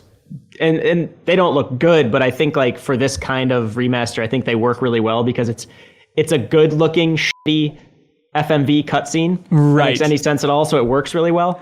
But just the technical process they had to go through with that. One of the lead programmers on what's the Nod Kukin, Joe Kukin, who plays the Nod, the bad villain, the guy with the shaved head. Okay. He was also a game director on the early games too, which I always fail to remember. He was actually like on the dev side as well. It's just funny because like the bonus gallery, the preservation aspect of that game is really great. The getting to see all the behind the scenes green screen things, how they did things, like seeing the actors from these old games that are such a cherished part of my childhood, like cracking up. There's outtakes that you can see. It's very weird. Oh my God, that's so fun. I got to go dig that out. It's great. Yeah. Unfortunately, you do have to beat like the whole single player, of which there are like with all the expansions in that collection, there are, I think, 412 total missions. What? There are a lot. An expansion to each of those games was like a big deal back then. It was like a whole new story campaign. That's insane. It might be 312. Either way, it's in the triple digit 12s. And I love it as a museum of Command & Conquer, the early years. It's fantastic. Yeah, I love the bonus such gallery. I haven't gotten as much of it. I haven't unlocked as much of the bonus gallery as I would have wanted to so far, but it's been a blast playing Red Alert. I just forget how much of the original Red Alert holds up so much and how much more grounded it is than Red Alert 2, which very much went G.I. Joe bullshit. Okay. Red Alert, by comparison, is just stayed, and it's fun. I mean, you say stayed, but it still opens with time-traveling Einstein and young Hitler, and like it is badass. It is nuts out of the gate. Mm-hmm. But yeah, fun to see. Also, just jumping into it, that music does not f*** around. It's like, I knew, obviously, Hell's March is awesome, and then there's so many other tracks, and I was like, all these songs are incredible. Mm-hmm. And they got the composer back to make a lot of new tracks on there. There's so many new tracks that I have a hard time. It's the thing where I'm like, I don't remember. Maybe I just forgot about the song, or maybe it is new. I'm not sure if they're different. I wish there is a jukebox in it, but I believe it's in game, which is odd. I don't think you can access the jukebox from the menu of the game. Oh, okay. Which struck me as odd because that's where I would love to be able to compile like my playlists. I don't know that you can do that. I have not tried, but I don't think you can. Yeah, but it's awesome that EA did this. Petroglyph did the work here, and they have some former Westwood talent that actually founded Petroglyph. Yeah, and then the is it Lemon Drop, the third studio that helped out with it? Okay. Is it Lemon Drop? Lemon Sky? Lemon something. They helped out with it. Cool. I should figure out the name before I call them out incorrectly 7 times. That's fine. But yeah, I love it. It's like it's exactly what I wanted from it. And I hope they do it with Red Alert 2, because that is one of my favorite games of all time, period. And playing it today, it's still fun and it still works really well. But a remaster of that would just be, that'd be great. Yeah, here's hoping. I mean, people say, why don't they make new RTS games? There should be more RTS games. I agree. I mean, I know that hype is building for next gen and stuff, but like, I don't know how much of a splash this had culturally, but at the same time, like, okay, it seems to be selling well on Steam. Fans are happy. Hopefully that's enough to carry it forward and have them keep cranking out those remasters. I don't know. They only charged $20 for it, which was very surprising to me. It's cool. It's great, but I wish they charged more so they make more money. Yeah. I don't know. Maybe there is some business plan in place already to do 2 or Tiberian Sun and Dawn, because they released the DLL for both for those 2 games as well as Tiberian Sun. So the fact that they released the source code for Tiberian Sun leads me to believe that maybe if they have it still, maybe they are about to remaster it at some point. Could be. But yeah, Petroglyph is such an interesting studio because they are releasing new RTS games that they're trying, and they haven't had a huge hit yet, but like Grey Goo was kind of like an interesting fusion of StarCraft and Command & Conquer. And then have you checked out their retro games? They've released like this series called 8-Bit Armies, which is a new version of a streamlined Command & Conquer. Have you seen this at all, Mike? I've seen it. I haven't played them. They're surprisingly solid. I've checked out all of them at this point. 8-Bit Hordes, which is just their take on Warcraft, and then 8-Bit Invaders, which I played for the first time yesterday, and it's just StarCraft. Only like 2 races, and they basically combine some of the tech from the Zerg and the Protoss. But if you love like old RTS games, these things are super cheap, and they're worth checking out from some really talented RTS developers out there. Oh, and then they also... back in like 2006, Petroglyph released Star Wars Empire at War. Yeah. RTS. And I forget Petroglyph did that. I played a lot of that. Yeah, I booted up last night and played the first couple levels and stuff, but like it focuses a lot on like bigger battles, space battles, stuff like that. It's surprisingly cool.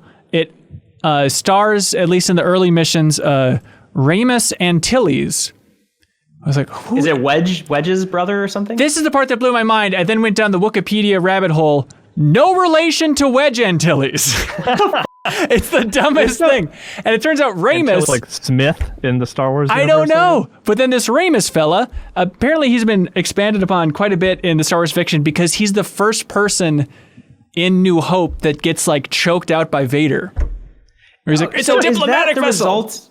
Is the fact that they're not related, could it be possible that maybe they originally were, but then remember Lucasfilm did the whole purge? It's like now nothing is canon. Maybe he was at one time, and Wikipedia has been updated to reflect that purge or whatever it was. If anybody is an expert on Ramus Antilles, I would love all the info you have about this wonderful creature. Great. Anything else you want to get off your chest, Mike? No, I don't think so. I talked about what I wanted. Have you guys played The Last of Us Part 2? No. Oh. No, we have not. Have you? I have. Well, you can't say a single thing about it, but I'm gonna listen in on the deepest dive because I don't know that anybody else will be doing something like that. I'm sure there'll be spoiler casts and yada yada, but it's I like what chump you guys do in change. the deepest dive. Thank you so much. I was trying to catch up with your Final Fantasy VII one. However, I need to go back to Final Fantasy VII. I only got to like the second reactor section, maybe really 6 hours in. Why'd you fall off? It's a great game. Why did I? I feel like I started playing something else. That actually might have been right when we started speedrun, and I lost a lot of time to play games. Yeah, that Dan Reichert fellow, which again we bring up too much. He's such a little wiener. He just always text me and just be like, I don't know if I want to keep going with 7. I don't know. I'm like, you're like 5 hours away from the ending. You've put this much time into it. Just keep going with it. And it's like he's begging me to like beg him to finish it. Like, then just don't finish it. Like I don't get what do you want from me, man? Play what you want. I don't give a shit. What are you doing so here? frustrating. He's a frustrating guy. I don't know if you knew that. Yeah, That's Dan. Oh man, yeah. Last night when he beat me last night in Super Mega Baseball 11-0, and I don't know that I've been that infuriated in a long time because he doesn't just outright talk shit. He does those like those Wario giggles and man, my skin's crawling. He's a great dude, stand-up guy. Wonderful guy. Mike, I hope you're having a good time over there at Polygon. Long live Quibi. Long may it rain, as we all like to chant here on the MinnMax show. Any work you're particularly proud of you'd like to point people towards? So it's tough because only 5 episodes of the show stay up on the app at the same time. But I do also, every Friday, I write like a column for Polygon.com in which it's like half recapping what we covered in Speedrun, but also has evolved into kind of me giving my thoughts on, the video games of the world, as it were. So that's been fun. That's also like the most writing I do for work, at least, like not on the side, because most of my job now is editing. So I miss like long form writing stuff, but yeah, the show's great. It's Quibi's pretty publicly been trying to figure things out. But the show itself, we've been nothing but happy. And, like I said, we're like reformatting to do a bunch of like deeper dive kind of Bill Nye, John Oliver inspired stuff. Oh, fun. Yeah. Yeah. But yeah, it's been going great, and Polygon's awesome. Working with them behind the scenes has been fantastic. I mainly work with like Mick Werder, Chelsea Stark, and Plant. So I do when I get the chance. And Simone de Rochefort is like one of the executive producers on Speedrun, so I work with her really often. Oh, that's awesome. Yeah, they're great. Yeah, they're awesome people. I wish I knew those folks better. I've barely met a couple of them, but like Simone in particular, I'd love to talk to her about video at some point. Yeah, their YouTube channel is super impressive. Yeah. So it's fun getting to talk to them. For sure. Well, hey, we'll let you go. Thank you for joining us, Mike. Do you want to clap out? Do I clap and then just leave? You just clap once and I take... Clap disappears you. Yeah, it disappears you really hard. Okay. But I don't think you answered my question. Maybe I didn't hear it. You just clap and let the magic happen. Boy, that Mike Mahardy. He'll be missed, huh? Good riddance. Oh, finally. Doing the Lord's work by leaving. We kid. Suriel, I wanted to unpack your brain in particular about the Destiny 2 news this week. Overshadowed by other things, but Destiny 2, there were some updates. I know it was Season of Arrivals leaked, and then they announced what was going on, and I couldn't figure it out from my headline. So as the Destiny 2 expert, can you explain what Bungie's up to over there? Yeah, so they basically outlined the next few years of Destiny in a weird way. So the current season, is called Season of Arrivals. They have like a whole new season going on, but they also talked about how they were going to approach seasons going forward, and they actually announced their next 3 expansions, which basically really? tells you they're not making a Destiny 3. Wow. Okay, and these are the expansions like on the scale of House of Wolves, or what's that thing called? No, this is I think no, because their seasonal stuff is the House of Wolves stuff. Okay. Yeah, the expansions are like the Shadowkeep, Forsaken, Taken King. And so they've announced 3 of those at that scale. So in 2020, this year, in September, they'll have Beyond Light, which is the next big expansion that they're going to have. The year after that, they're going to have the Witch Queen. And then in 2022, they're going to have Lightfall. And it's not Season of the Witch Queen, it's Season of Arrival. No, Nick Cage is nowhere to be found in Destiny 2 yet. Dang it. That we know of. So this was all through a live stream, yes? Yeah, this was all through like a 1-hour live stream where Mark Noseworthy and Luke Smith were sitting, I have to imagine, at least 6 feet apart in these little director chairs talking about the game. So it was like their big reveal of like, hey, this is how the seasons are going to change. There's going to be in Beyond Light, which is the one they're focusing on, obviously. There's going to be a new ability called Stasis, which they haven't said anything about. There's going to be like a new subclass for everybody based on the darkness. Just to be clear, light will still be a huge factor in Beyond Light? Well, I think they're changing a little bit about how that might work in universe. I don't know if they're changing things like systems wise. Gotcha. But the idea is that the darkness, which is the thing that the pyramids were, like the pyramid ships, they're bringing back, like those were supposed to be the darkness. And now they're kind of going back to a lot of stuff in Destiny 1 that they kind of brought up and then kind of dropped midway through, because they were like, the darkness is like a vague enemy. It doesn't really do much.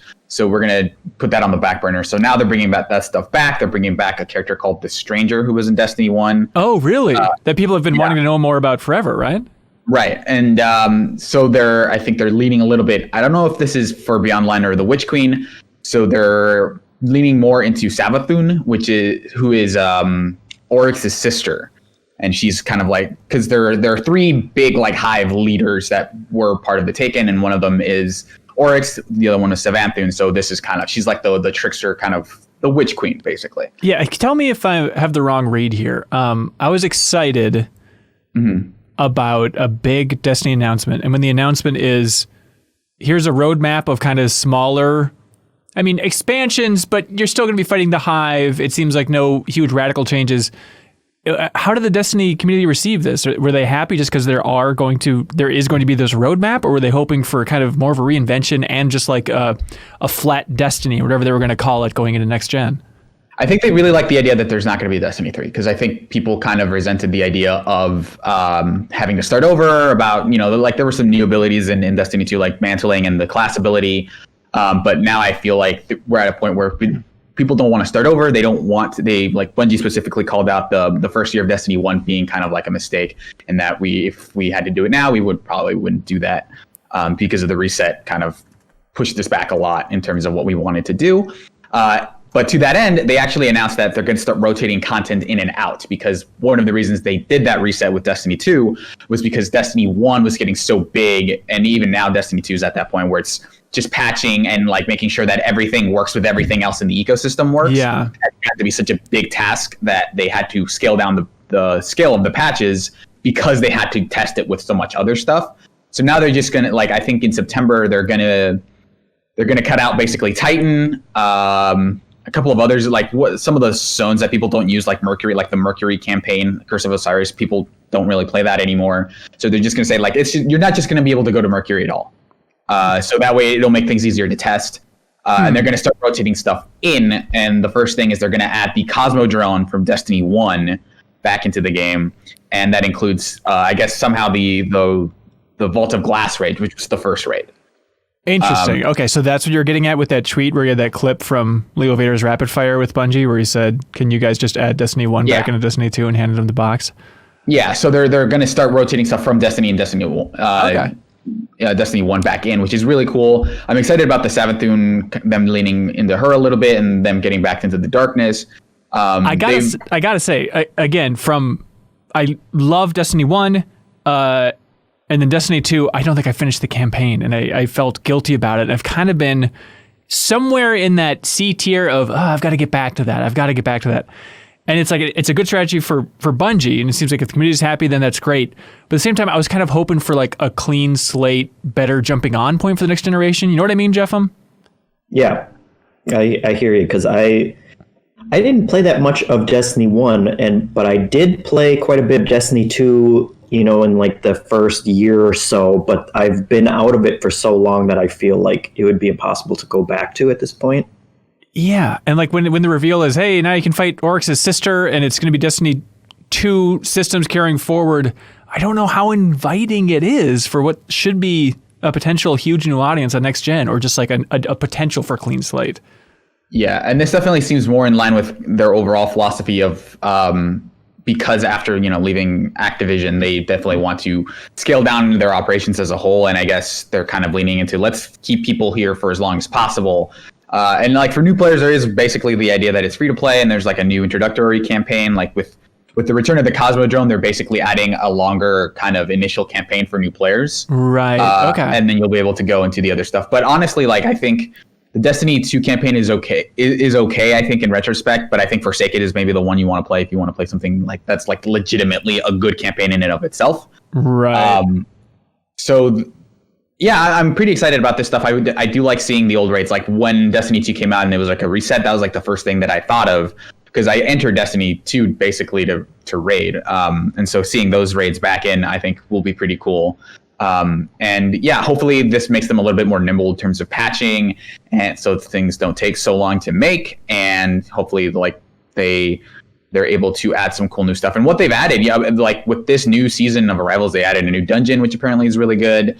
I played through like most of the story stuff in the new season, which isn't like a whole lot, but it seems really interesting. Like they've reintroduced Savathun as being a major player again. Yeah. So right on. It's really cool for hardcore players, but yeah, just shy of them like revamping the campaign for newer players. I don't think there's a whole ton of like, hey, get back into Destiny now if you've never played it. More like, hey, play more Destiny if you already have been. Please keep playing. Yeah. And I mean, that's totally fair that they're not, trying to court those of us who bounced off a long time ago and are, trying to cater to the people who have been playing the entire time and buying all the expansions and stuff. Yeah, so. It's like detaching themselves from Activision, let them kind of triple down on interacting with their community.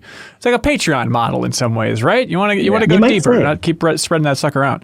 And they do have that new game, right? Like they have that other game that they're making with Nexon, which might be kind of what, if you want to play a new game from Bungie, which I'm sure like Kyle has like that affinity for Halo, that he would probably want to play something from Bungie that isn't Destiny. Yeah, yes, very much so. They have that going as well. Which there was news, and I know about it because I covered it on Kyle's Gaming Ride Home podcast.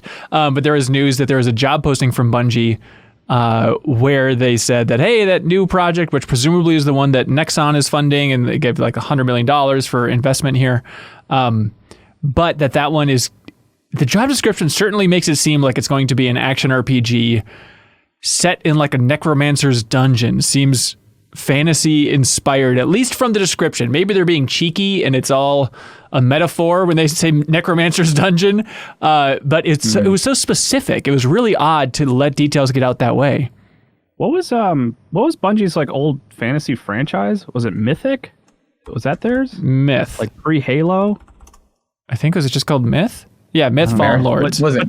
But they made a fantasy RPG like, in another lifetime. I wonder if like they're trying to get back to that or something. It's weird. Well, I think that's an RTS though. Is it? Okay. Well, I thought it had some RPG. I've never played it. It's like that weird, it's because everyone knows Bungie with Halo, but there's this whole sort of, lifetime that exists before that of games most people didn't play, like Marathon and stuff. The before world, yeah. Exactly. I mean, based on Bungie's like naming terminology and stuff, Necromancer is going to be the name of a ship, and Dungeon is going to be like the captain of the ship or something completely unintelligible. Captain Dungeon reporting for duty on the Necromancer, sir. I'm the dungeon now. Anyways, yeah, I'm curious to see what that thing ends up being. But Kyle, have you been playing anything good this week or last week or within the last 4 years? Yeah, a couple things in the last 4 years. There was one that I wanted to talk about specifically because it's so, I guess maybe random, maybe it's not that random, but I played Gylt, which is like one of the few, I guess you could say like true Google Stadia exclusives. Like you cannot play it outside of Google Stadia. Oh, weird. Yeah. What are you doing? It's Gylt, and it's from Tequila Works, and it kind of feels like it's closest to Rime in terms of their gamography, Yeah. And I played and beat it, and I really liked it. It's very Silent Hillish. And it also kind of does that thing that I like in video games where it's like putting children in mortal danger. You love it? Yeah, like Little Nightmares, Limbo, Inside. Like, oh, interesting. That is As pretty a father. fun. Yeah, as a father. But it's about a little girl who basically goes to like a weird, twisted version of her hometown to search for her cousin. It feels very Silent Hilly in that way because like there's like a weird, twisted version of something that she sees familiar. It's very Silent Hilly in the sense that like the girl that you're playing as has. Like you assume that she's, a kind-hearted protagonist, but over the course of the game, you find that she does have skeletons in her closet. And then also like a flashlight is a major component in terms of like combat. There's not a lot of combat, which is like kind of winking at Alan Wake a little bit. It's just like a lot of things I like wrapped up in one game. And it's cool. I really liked it. So even though we're both secretly rooting for Stadia more than maybe the rest of the internet, I mean, did it change your opinion on the tech itself or anything to do with Stadia? Was it more of a pain in the ass, less of a pain in the ass? So I signed up for the free trial because they gave you what, like 3 months of Stadia Pro. Yeah. And like the reason I was like, you know what, now's the time to play Gylt is because I've wanted to since they announced it, and that window was closing.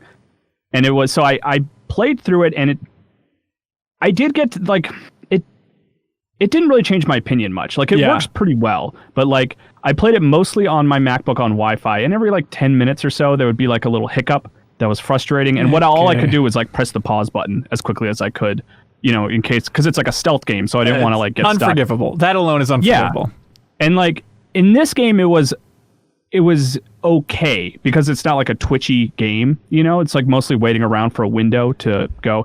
But then I played on a wired connection on my PC, and it was a lot more consistent, like way more consistent, which was nice. But like it was funny because I played it, and I got to go back and forth between two computers. Hang on. Jump between platforms. Yeah. You're cutting out, and I just want to acknowledge for the people watching the video version, Jeffem's being uploaded to Cyberpunk right now. Is that just on my screen? I think that might just be your screen. Yeah, that might just be you. Yeah. Okay, now Jeffem's back. Okay, great. So Gylt, I mean, you still have to buy it, but now with Stadia, you can just buy the game. You don't have to get the subscription thing and all that stuff. Yeah, like it was like the $10 a month trial that, like, if I wanted to keep owning it, you know, in quotation marks, I could pay $10 a month. And I had this moment where I was like, you know, I enjoyed this game a lot. I liked jumping between my laptop and my desktop to play this game over the course of a couple days. Yeah. And I was like, maybe I'll pay that $10. And then I was like, but then I like looked at the library and I was like, the only thing I wanted to play was Gylt, and I've now played it. So I'm gonna peace out. And I canceled it, even though I had like overall a good experience. Right. You know? Right. God, that's so. I mean, I think it's gonna come down to the library in the long run because the tech's pretty good. Like, it's not bad. You know, it's like the things you gain, like, you know, no downloads and being able to jump between PCs and stuff like that are worth, like, you know, every few minutes having a little hiccup for me, depending on the game. Some games it's totally unforgivable. This one, it wasn't too bad. Yeah. But Gylt. I wanted to talk about it because, like, I feel like everyone slept on it. Nobody talked about it. It's like if we're going to talk about Google Stadia, it seems like it should go hand in hand because it's like one of the few exclusives. And it was pretty cool. Like, I thought it was a good kind of horror game. And I feel like people haven't really talked about Tequila Works in a while now. Even like that. Remember when they made that Groundhog Day game that no one talked about? And we've both been meaning to play for a while now, and we realistically never will. Yeah, it's and then, so weird. Yeah, that one's that's a weird, because I have it downloaded, but it's like every time I'm like, I don't want to put this thing up. And Rime is good. I liked Rime a lot, but it's one that just was kind of like came out and everyone's like, yeah, that's fine. You know? Right. Oh, not as good as Eco? Okay, I don't need to play it then. We're good. Yeah. Jeffem, what have you been playing? Like that pretty decent kind of sort of. Hang on, Kyle. Are you cutting out a lot more? What's going on over there? I'm still cutting out for everybody? Yeah, you were a little bit. We were trying to move on, and then we thought you were silent, and then you weren't. Oh. Okay. Well, anyway, check out Gylt. If you want to sign up for a free Stadia, you know, trial, try that game. Great. Jeffem, what's your life like? What are you doing over there, you weirdo? I've been playing more Monster Train, and I went back to Slay the Spire to kind of compare and contrast, because I was playing lots of Monster Train, and it was reminding me of Slay the Spire, which I also still really like. So I was like, I should go back and play more of that. Yeah. And I did. And I feel like I'm just done with Slay the Spire at this point. Like, because you like Monster Train that much more? Monster Train ran right over it, and I just can't go back to it. Really? I think Slay the Spire is still the kind of the deeper game, and it gives you a lot more options, but a lot of that just comes with the added length of a run through that game. And you know, the drawback of that is that I'll spend an hour or an hour and a half going through a run, get to like the third boss or whatever, and die and just lose all that progress. And, you know, I could play 2 runs of Monster Train in the same amount of time and kind of get everything condensed down to just a more compact experience and get all of the same highs and lows through that. But yeah, and also just kind of, it does a much better job of giving you different difficulty options so that you're not beating your head against the wall at the same time. Would you go so far as to say Monster Train has topped Final Fantasy VII Remake for your game of the year? No. I mean, those are much more different. I know, but at some point you're going to have to choose your game of the year. You got to figure out what's in the top. Yeah, I mean, I'm really enjoying Monster Train in that when I'm looking for a kind of roguelike deck building experience. Right. Like that is my choice for that genre, but that's still kind of a niche genre for me. Yeah, for sure. Well, hey, we got a lot more to cover here. Do you guys know how this whole thing operates? Is it that like Destiny? It's kind of how Destiny does it? Yeah, it's a Destiny-based model. It's called Patreon. Patreon.com/MinnMax 2 ends. We need the community support to keep this indie train rolling. Let's see. Last week, we had the first real episode of our new show with Jeff Cork, our old coworker, called Better Quest. It's on MinnMax's YouTube channel. You can check it out there. If you support the $5 tier, you also get access to the podcast version. It's my dream come true because it's a community call-in show, which is incredibly fun. So the community calls in and they set a goal for themselves, a quest, if we will, for the month. Just some way of making themselves better overall. So people called in and said, hey, I want to read a chapter in a book every day, or I want to go on hikes at least once a week, or I want to learn how to draw. I want to get more involved with the MinnMax community. Everybody had like a different goal. And then the first week of July, they'll call back in, talk about how the goal went, and then set the new goal as they go along. But it was super fun, and even if you're not at that call-in tier on Patreon, if you're at any tier on Patreon, you can jump in the Discord.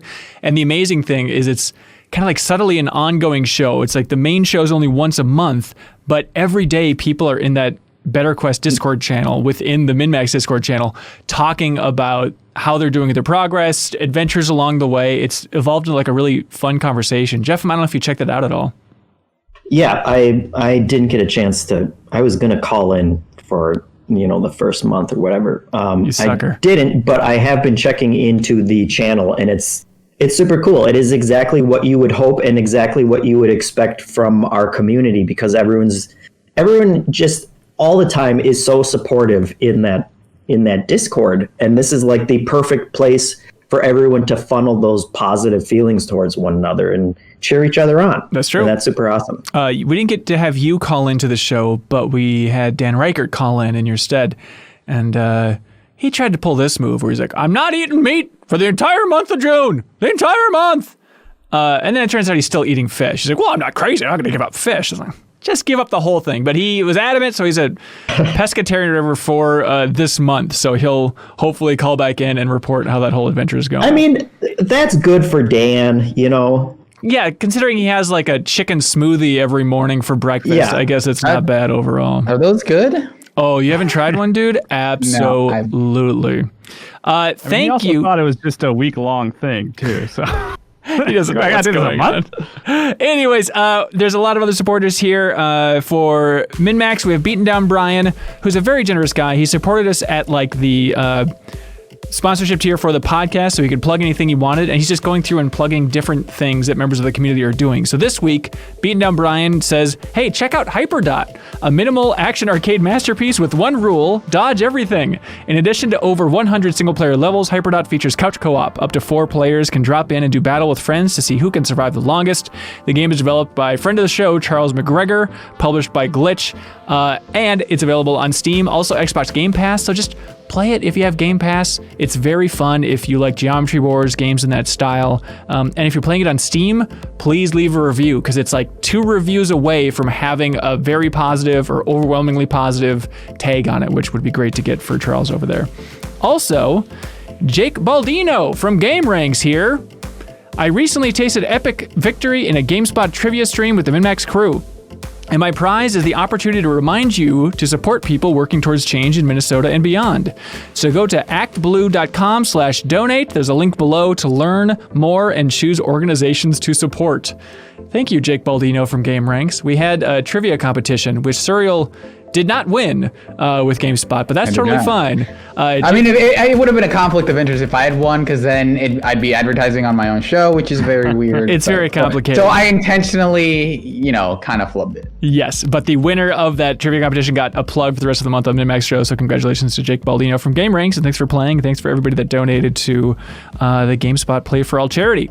Also, thanks to I Am 8-Bit, very good friends of the show, I Am 8-Bit. They are selling What the Golf soundtrack on vinyl. One of my favorite games from last year. Ronnie just 100%ed that game. He loves it. Also, I Am 8-Bit, they're selling the limited edition of What the Golf on Switch. They're only making 2,500 of these, and they're exclusive to I Am 8-Bit. So if you love that game, if you've never checked it out, it's very fun. You can get the physical version for Switch, limited edition here, and it comes with a sticker sheet and a lot more fun stuff inside. And if you buy it from I Am 8-Bit store, you can enter the promo code MinnMax to get 10% off. Thank you, I Am 8-Bit. And I Am 8-Bit will ship out a prize to the Question of the Week winner. We had people over on Patreon submit questions for the MinnMax Show podcast. We're going to choose our absolute number one favorite, and I Am 8-Bit will ship out something this week. Let's go with... Oh, it's going to be something good, I hope.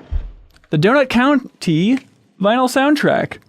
It is massive. I'll be opening it later on. They'll send out a different copy, not this version, but here you go. So the number one question this week will get the Donut County soundtrack on vinyl, thanks to I Am 8-Bit. All right. Jason Wojnar says, hello, Ben and crew.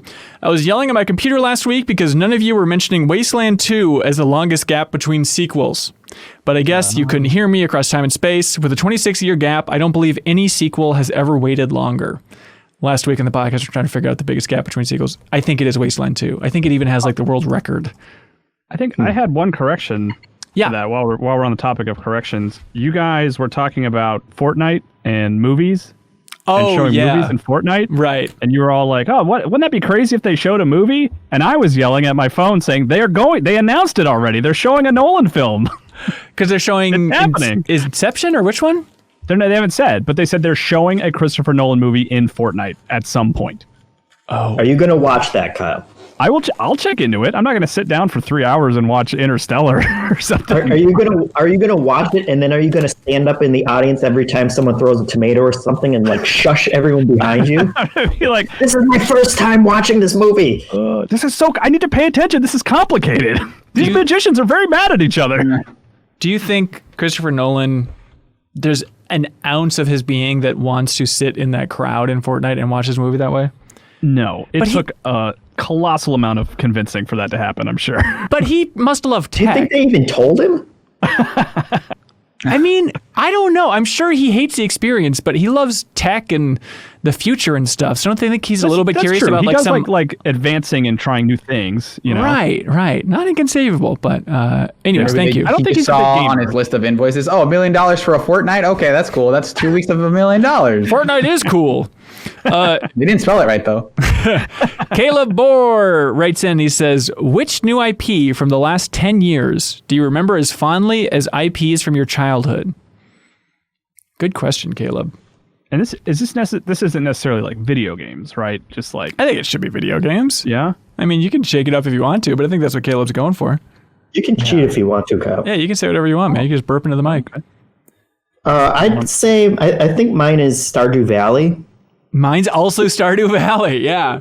Yeah, just because it kind of is already scratching that itch of a nostalgic thing that I had from my childhood to begin with. That's the thing. It's like when you're already nostalgic about Harvest Moon, it's tough not to tie that in. And I'm trying to think, interesting if either of you have a pick that's not kind of a retro game, because it's kind of easier to feel like you're nostalgic for a new retro game. Yeah, I was thinking, just because Dead Space is on my mind, like, maybe that? That's 12 but years that's old. But I don't know if that's 10 old. years, though. Right? Yeah, that's 2008, I think. First one's 08, yeah. First one's 08. Okay. But yeah, the other one is like, I love the world of Iconoclasts. Like, I like that story so much. But that's like a retro throwback game, too. Right. Surreal, you got anything? For me, it'd probably be either like Undertale, which I adore. And I think Destiny has become such a big part of like my life at this point that I feel like it's been around forever, even though it's only been like since 2014. It's only been, 5-6 years. Right. Yeah. But all it retro. feels so Yeah, it feels like such a big part of like, oh yeah, I feel like I've been playing Destiny since the day I was born. But that's obviously not the case. Yeah. Let's see. We have Andrew Sanford writes in and he says, "Hello, MinnMaxers. With the Command & Conquer remaster out now, it really brought into focus that Hell March was the video game song of my childhood. Honorable mention to Song of Storms, of course. Do any of you have a defining song from a video game from your childhood?" What a great question. Mine's the Corneria theme from Star Fox on Super Nintendo. Oh, of course. I would like run around my backyard and hum that song. Like that was my action theme. You know what I mean? Like I remember going on like a water slide trip and like humming that song going down the water slide because I felt like I was freaking Star Fox, man. That's the coolest thing I've ever heard in my life. Thank you. There's a good remix in Smash Brothers. It's a good time. There's no doubt about it. That's great.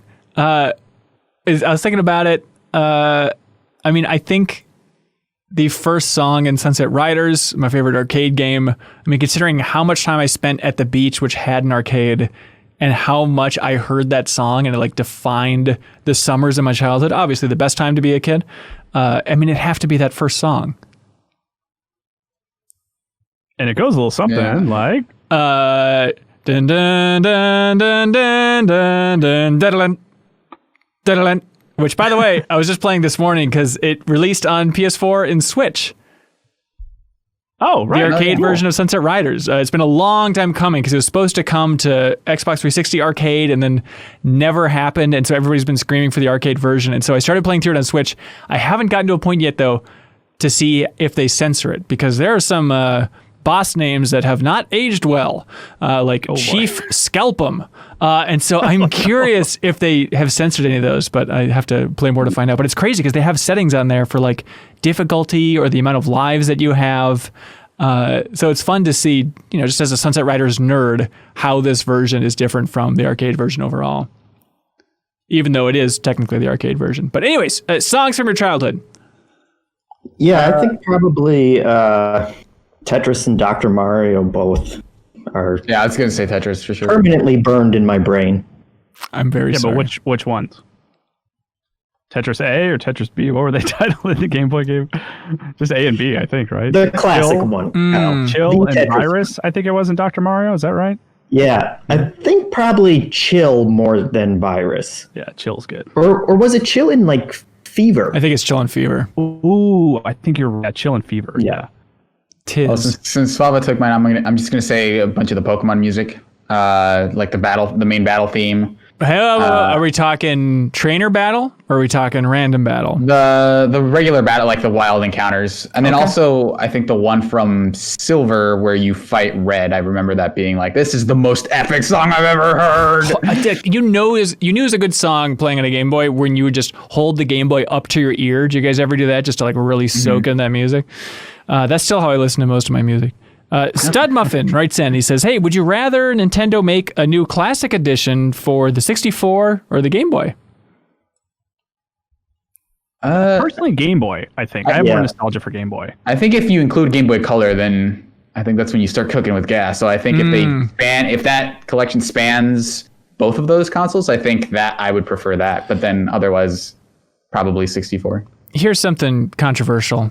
If you could choose, it can't be a Switch situation. If you had to choose, would you make the classic edition for the Game Boy handheld or being able to play on your TV?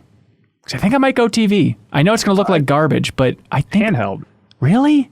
Yeah, I mean, that's the whole point of those systems is like, recreating of, how you played it as a kid. Like having the miniature system next to the TV is so important to the experience. Yeah, I guess you're right. And it's I would maybe prefer the quote unquote docked version, just because it'd be easier to like display it on modern TVs, which would be a thing that would make like video output a lot easier. But that's just like a nerdy thing on my end. Sure. I mean, don't get me wrong. I'd love to be able to plug it into a TV. Given the choice, I would fall towards handheld, I think. Yeah.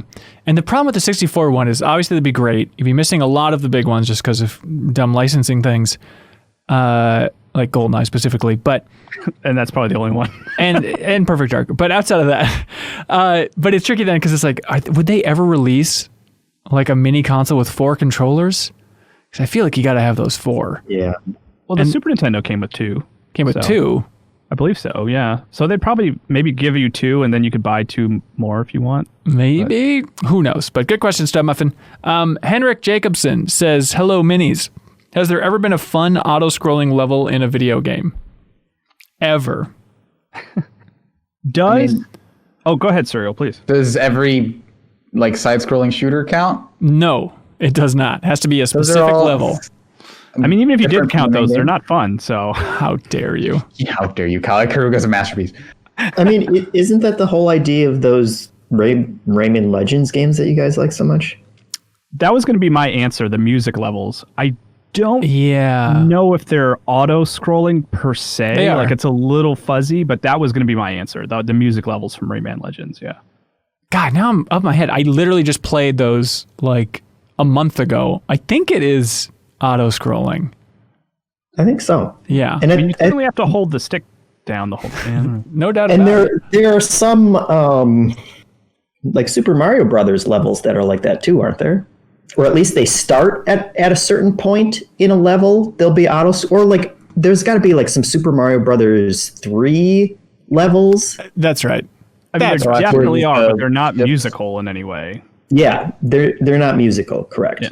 Wait, was the crux of the question that it was also musical? No, that is something that Kyle has thrown in to confuse everybody. Oh, Yeah, you're welcome. Poke floats. I mean, I guess if you want to count Rest in it, it's peace. true. Yeah. Still outrageous that never came back, that is locked Yeah. away in Melee forever. What a That's silly why it's level. still the best one. Yeah. Poke floats. Uh, That competitively viable stage that everyone loves. Love it. Toby Martin says, hey, Ben and the cohortionists. Thank you. I hope everyone's staying safe. Now that you've seen both sagas and they're all wrapped up, which do you think is better as a saga? Star Wars Skywalker or Marvel Infinity Stones? Okay, so the you guys Skywalker know. is all 9 of them, right? You got it. I know you just watched them recently, Suriel, for the first time, right? Okay. Yeah. Well, You gotta include the prequels in it. Of course. I think the Marvel ones have a better battering average. Oh, 100%. Yeah, I mean, as a cohesive story, I feel like Marvel wraps it up. And maybe it's just so much comes down to that finale, and I was not a fan of Rise of Skywalker. And I feel like, I feel like that's the consensus. Yeah. It just seemed like they botched the landing and tried to tie it together in a way that's like, what? Whereas weaker beginning for Marvel overall, a little bit squirrely, but at least like it's all centralizing to what I would consider amazing movies with the last 2 Avengers movies. Yeah. I mean, I would put Empire, like we're talking about all 9 Star Wars movies, right? That's right.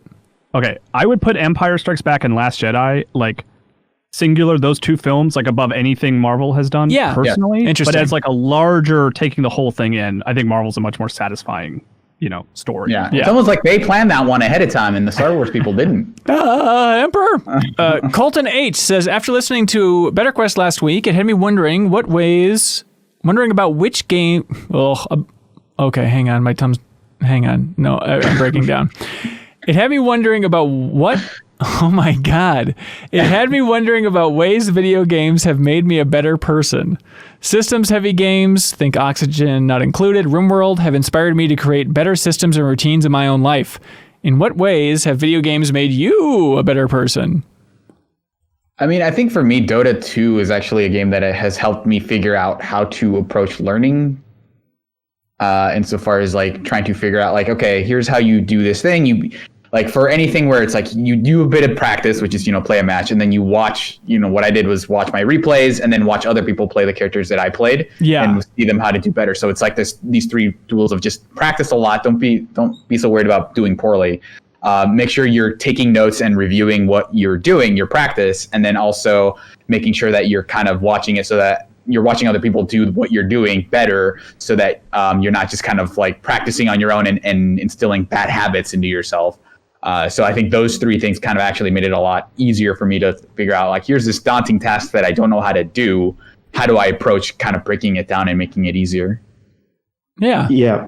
I mean, I would say kind of along those lines, I think there have been a bunch of core kind of personal characteristics that I have just gotten from a lifelong time of playing video games and like board games and doing puzzles and things, in the sense that they just kind of teach you to challenge yourself in ways that you don't get a lot in the real world. Like they're good at simulating challenges and teaching you to keep on trying to kind of overcome losing, to learn how to lose well, Interesting. To be a gracious loser, to be, humble, and to keep on practicing even when things get tough, and kind of all of those skills. I think that's the same reason, people have their kids play sports and stuff. Those are all kind of, you're learning to be competitive and to improve yourself in ways that you don't get from,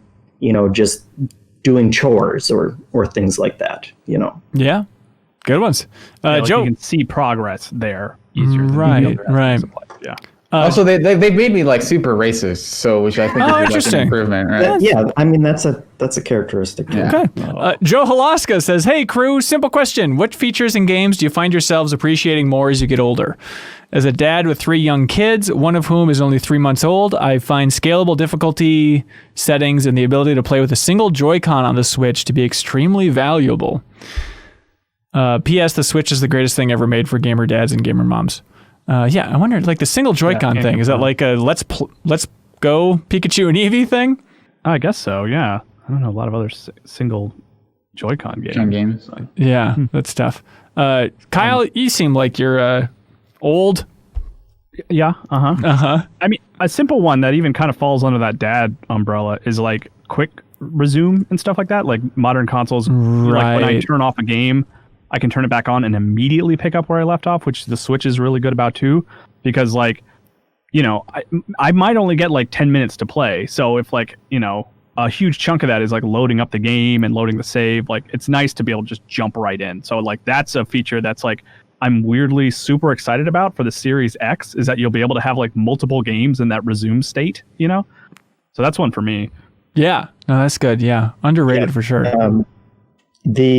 It's usually considered an accessibility option, but not having to mash buttons super hard and just being able to hold something in for QuickTime events is something I will always turn on immediately. Otherwise, your old fingers would just fall apart. Yeah, I hate that so much. And it comes up in games, and I will sit there and I will still just kind of press it too slowly until I fail it, and then I'll just have to sigh and redo it and kind of switch to my other hand so that I can press it fast enough. Mm-hmm. And there's just no purpose for it. That's true. Scott Bullard has a very simple question: is Men in Black the Ghostbusters of the 90s era? Yes.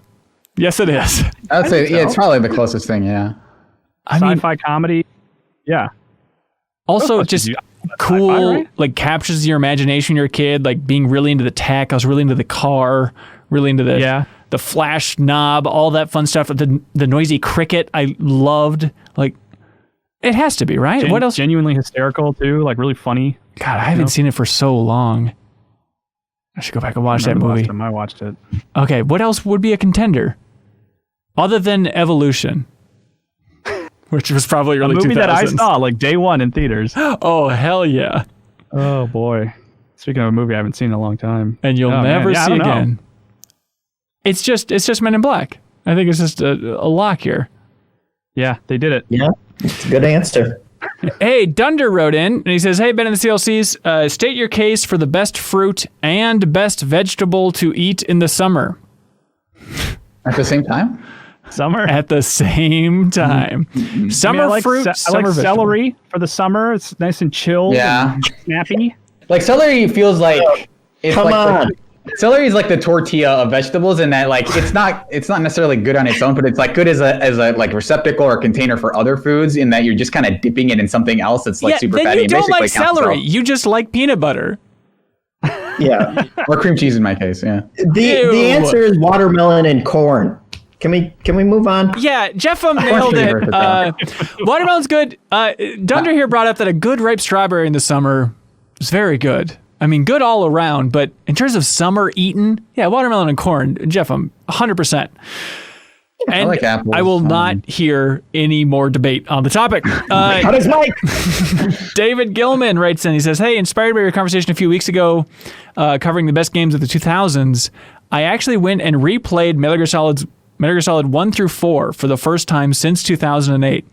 Wow. As someone with I know. Okay. As someone with very fond memories of the series, I was surprised at how rough the games felt to play and how poorly a lot of the story has aged, which I used to think was the best part.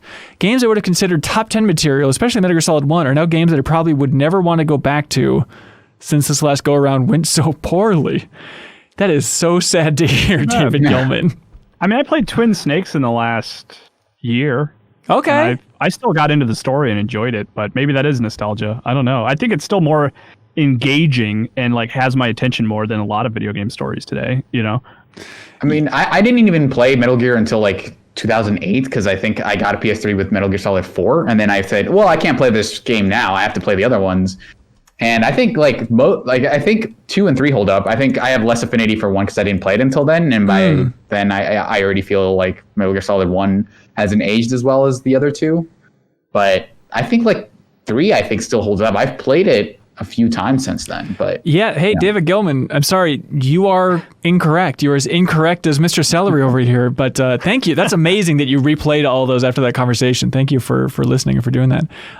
Mick Manga says, hey, make a bold prediction. Out of the 3 current console makers, Sony, Microsoft, and Nintendo, who will still be making consoles 30 years from now, and who will have gone multi-platform? 30 years. Well, Microsoft's going multi-platform like in a year. They already are. I mean, they already are. Yeah, exactly. That's complicated. But yeah, 30 years from now, Microsoft will not be making consoles. I think so. I mean, that's fine. That's not even a knock against them. I think they're just going a different direction. Also, it's not a knock against them because I don't think Sony is going to be making consoles in 30 years. Oh, you don't think so? I don't think so. Tough, man. But Nintendo, you think? I mean, they'll still be doing weird, unique stuff. Right? Like something strange. They're going to go back to the grabby extension thingies. That's the future. And the 1,000-fold arms, you mean? That's right. They're going to be just making sequels to 1,000-fold arms. 30 years Nintendo. I feel like that's kind of a tough one. I bet they also will not be making a console. So are you just thinking of like a sci-fi future where hardware isn't really something that people buy necessarily? Yeah. I mean, honestly, like, you know, I think it'll all just be some wacky, you know, streaming. I want to say Chromecast, but that's you willing to bet on that? I'm willing to bet that in $30, one for every year. In 2050, Nintendo will not be releasing new systems, but we'll still be making podcasts. Hell yeah, we'll be here talking about all those good Nintendo brain implants. Does anyone think 30 years from now, the big 3 are still going to be rolling? I think Nintendo might. I think maybe like you won't buy like a box, but maybe you'll buy a weird controller. Like they'll have some strange controller that plays the new streaming thing that they're doing, you know? Like there'll be some hardware you buy, but I mean that's sort of semantics. I don't know if it'll be a console necessarily, you know? No, I feel like Nintendo could be the first one to just say, all right, we're just gonna make the games and make all the money that we make on the games by putting them other places. Really? I feel like they've already started doing with mobile games. I mean, compared to the other 2, though, like there's no way. And like maybe it was more of an Iwata messaging, but they're seems like the biggest messengers, at least, of like you need to play our games on Nintendo platforms.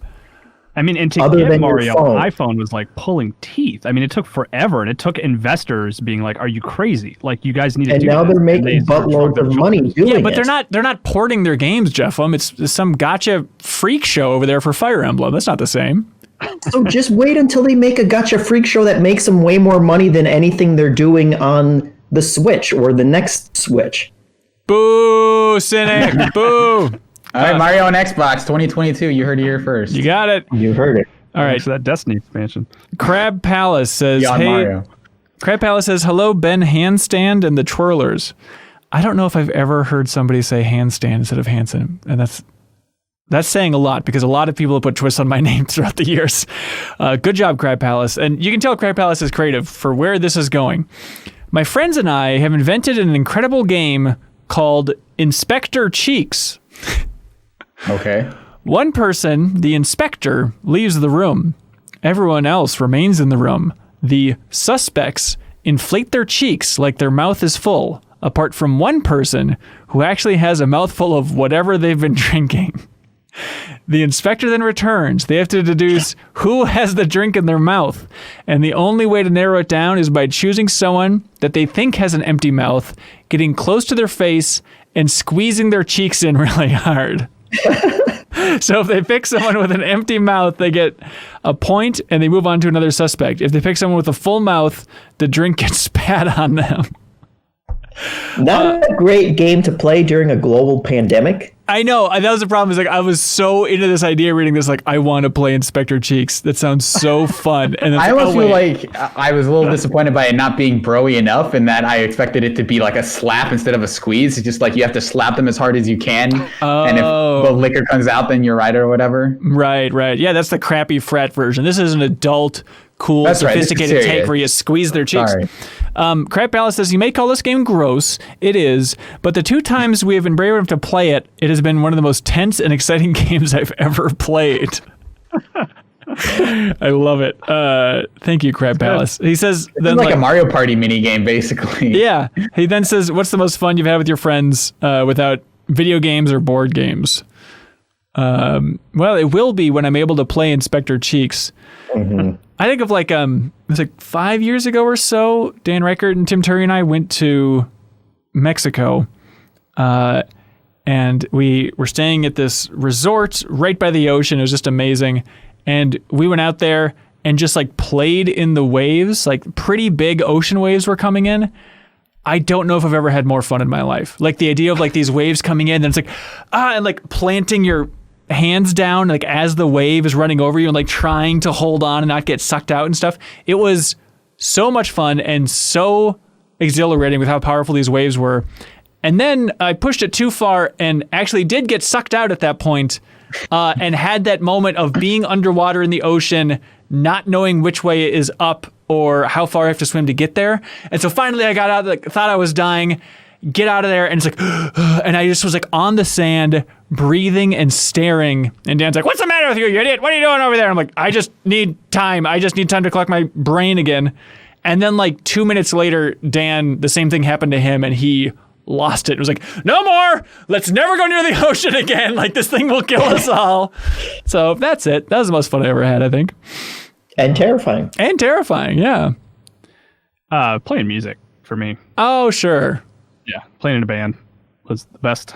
And was it more fun to play covers or your original stuff?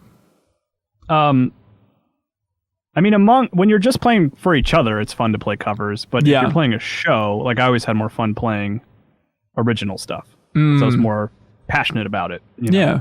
Did you ever see anybody in the audience like really digging your original stuff? Yeah. Cool, man. Yeah, we had a small group of fans. Yeah. Oh, nice. Were they like friends of yours?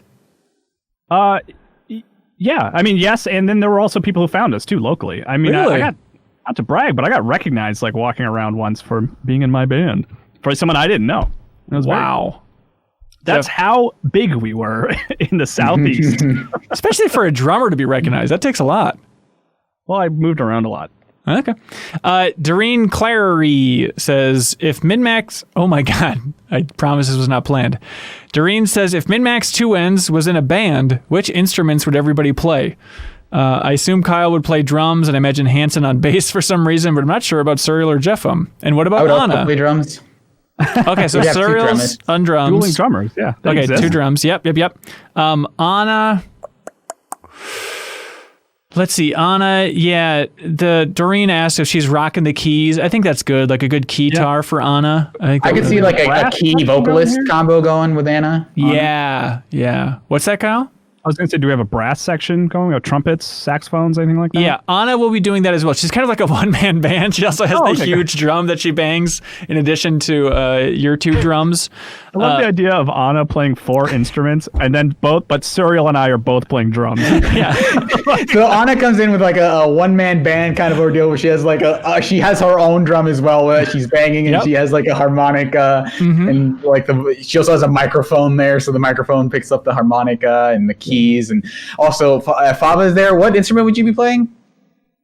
I played guitar for a while, so so you know strings, so therefore you're going to be on the harp. So you're playing the harp behind everybody, and then I'm slapping the bass. So you just learned the Final Fantasy menu theme, and then that's the backing harp on all of our songs. Yep. Yeah, pretty much. Backing harp. Blake Kibbe writes in. He says, in the interest of getting better, how do you balance video game time with your other interests and family members? Do you have a schedule? Yeah, quite literally. You have a schedule? Yeah. How does that work? There will be time, like if there's a big game coming out or something, I'll be like, hey, I would like to set aside some time to play this weekend. And I'll be like, okay, well, why don't you play for 2 hours on Saturday afternoon or something like that, you know? And do you like write it on a calendar? Yeah, me and my wife share like a calendar on our phones that we can both update. We have all our dinner plans in there and where Claire needs to be. Although Claire doesn't really need to be anywhere lately, but that helps. Jeffem, are you that organized with your wife? No, I usually just play at night till she falls asleep on the couch, and then I can play as long as I want. So. She watches you play till she falls asleep? No, she doesn't watch. Oh, she does. She like reads or does her own stuff until she falls asleep. Right. Yeah, I don't really have a schedule. It's just a little bit all over the place. But in terms of like balancing it, I usually just try and play as much as I can until my girlfriend will be like, how about not so much? And that's my cue then to stop. But Blake, you should play more video games. Yeah. Suriel, are you militant about trying to limit your time? I mean, especially now, it's been kind of hard to figure out how to properly allot my time. But it's just, I think I just kind of, I don't have like a set schedule of like, I'm going to do this from this to this. I basically just say, here are the things I need to do today. At some point, I'll get around to them. And I usually tend to, I'm like maybe 70% in terms of like, I'm going to play The Last of Us today because I need to catch up, and there's a good chance I'll get through that. So, yeah, but it's like with like staying indoors all the time now, it's been especially difficult to like, all right, and time for this, except for like meals and stuff. Those are like the only things that I've managed to regulate pretty well. Yeah. Matthew Weatherly says, "G'day, MinnMax pals. First time writing in as I am a new patron. New patron. They were all applauding. You just can't hear him as much. He says, hey, first time writing in as I am a new patron. He says, love your content and the community is as great as you have said in the Discord. Oh, that's nice. My question relates to how we value games in our minds. Do you think there's a danger that with services such as Game Pass, we may value games less than if we had purchased them outright? And then Matthew has an interesting point saying, I don't think I've ever finished a game that I received for free. Do you have this problem not valuing a product that you have not had to invest in, or am I just a little bit crazy? I don't think you're crazy. I think that's a really interesting take of not finishing the game you get for free. We have a weird perspective where being at Game Informer for so long, and even at MinnMax here, like we get a lot of stuff for free. So I feel like we're living in a crazy twilight zone that don't have a great read on this question. I will say though, like when I go through Game Pass and look at stuff, I'm like, oh, I want to try that. It takes like a lot for it to become something that I play and finish. You know what I mean? Like I'm perfectly happy to dabble with Game Pass games, and it has to be something special for me to see to credit. So like I totally get that idea for sure. Yeah. I don't know. I was going to say like, oh no, if you buy it, you're going to be so much more invested in it. But then I always just think back to like when I bought Twisted Metal on PS3 for $60, and I was so excited, and I played it for 23 minutes and then have not touched it since, even though it's definitely in that back of my mind of like, I'm going to go back to that. I'm going to go back to Twisted Metal on PS3. So I think it's all just, you can feel overwhelmed when you have too much, and maybe that's a little bit with Game Pass, right? But I guess it pays off just to have the breadth available for you. Yeah, and I think Game Pass may end up kind of devaluing games in kind of a larger scope. I do worry about people having access to so many games now. Like, I think for us, it's pretty ingrained in that, the value of a game because we all grew up spending $60 of, chore money on them. Yeah. But if you grew up as where games are kind of this disposable thing where you have access to hundreds of them and they're kind of coming in and out when you have access because they're coming and leaving these platforms and stuff, I do wonder if that's going to affect value. I think we had a question a couple of weeks ago about how, do companies kind of undercut the value of their own games by putting them on discount prices and things like that versus Nintendo always keeping a premium price? Right. I think was a question that we went through a while back, and I wonder if Game Pass is kind of just further down that road of how much value are companies putting in games to begin with, and then how many cues are we taking as gamers when we kind of see like, oh well, that game's free, on Game Pass, right? Does that affect how you think about that value wise? Good question. I think it does. Yeah. Daniel White says, "Why hasn't anybody gotten a MinnMax tattoo yet?" Does anybody in this room, I'm sorry, over this Discord call, have a tattoo? Period. I've never been a tattoo guy. No. Please, nobody get a MinnMax tattoo. We'll probably change the logo at some point in the future. So for the love of God, do not do that because it freaks me out. We'll get Cork. Cork will get one, right? We'll get him. I think it's already on his sleeve somewhere, yeah. Okay. Captain Stubbs 1 says, hello, computer-loving cohorts. Hope all is well. This week, I have a new game for you to play called Game Taste Trivia. I have tasted a number of Switch cartridges and described the game as a meal. Using the following descriptions, guess the game I am describing. This dish, while broad and full-flavored, may be entirely over-seasoned. There is no single flavor to define the dish. Every new taste brings forth new players in the combat of flavor on your tongue. Super Smash Bros. Ultimate? That is correct, Suriel. He's describing Super Smash Bros. Ultimate on the Nintendo Switch. This dish knows what it is and flaunts it. Flavors bring you from heaven to hell and back again. It almost seems like a magical combination. Diablo? You monster. No. I don't know. Sorry. It's a port. Of Diablo. Of Diablo. No. Darksiders? No, of course, Captain Stubbs 1 is describing the taste of the Switch cartridge for Bayonetta 1+2. He hasn't described any of these as tasting awful, because I understand Switch cartridges are bad. You shouldn't eat them. So that children don't swallow them. Yeah, this game is setting a dangerous precedent, I think. And also, wouldn't Bayonetta just taste like hair? Yeah, largely. IanTClark says, asks, has a video game ever given you nightmares? Every time a new God of War comes out, my nightmares, I guess you could say dreams, they just get super violent. And it's directly connected to God of War, which is weird. Like it's you ripping people apart and stuff? Yeah, like mythical creatures and monsters in my front yard and stuff like that. It's weird. Dreams are weird, turns out. But now the last one, you just kind of stood in the snow and cried? Yeah. That's cool, man. Just looked at my hands. Oh, what a horrific nightmare. I had a nightmare. It wasn't as I was playing it, but it was years later where it was like a mix between being in a Silent Hill game and the what are those zombies called in Ocarina of Time? Redeads? Yeah, being basically frozen by a redead, and it was weird because I had a sleep paralysis thing where I woke up and couldn't move. So it was very much like being stunned by a redead. So that's maybe the most vivid video game nightmare I've had. Sounds awful. Horrifying. Dan writes in, he says, hello, Ben and the frivolous ticklers. Oh boy. Frivolous ticklers. Thankfully, I did not name MinnMax that after all. But he says, I really enjoyed your Game Case trivia stream that Jake won, so I thought I'd put together a game of my own with a twist on the formula. I call it Steam User Review Trivia. Which, by the way, I think people have written in with before, but still, thank you, Dan. This is very fun. I did a version of that at Game Informer. Oh, that's right. That's right. For each game below, I've listed 3 excerpts from user reviews on Steam. It's the cohort's job to figure out which game the users are reviewing.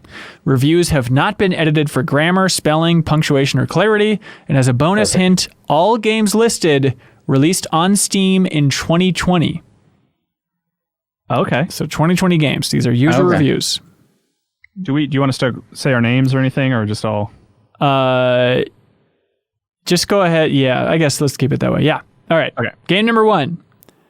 The RPG mechanics are as shallow as a kid's paddling pool. I was really enjoying the main character, and in less than 2 hours in, he just dies to the first boss.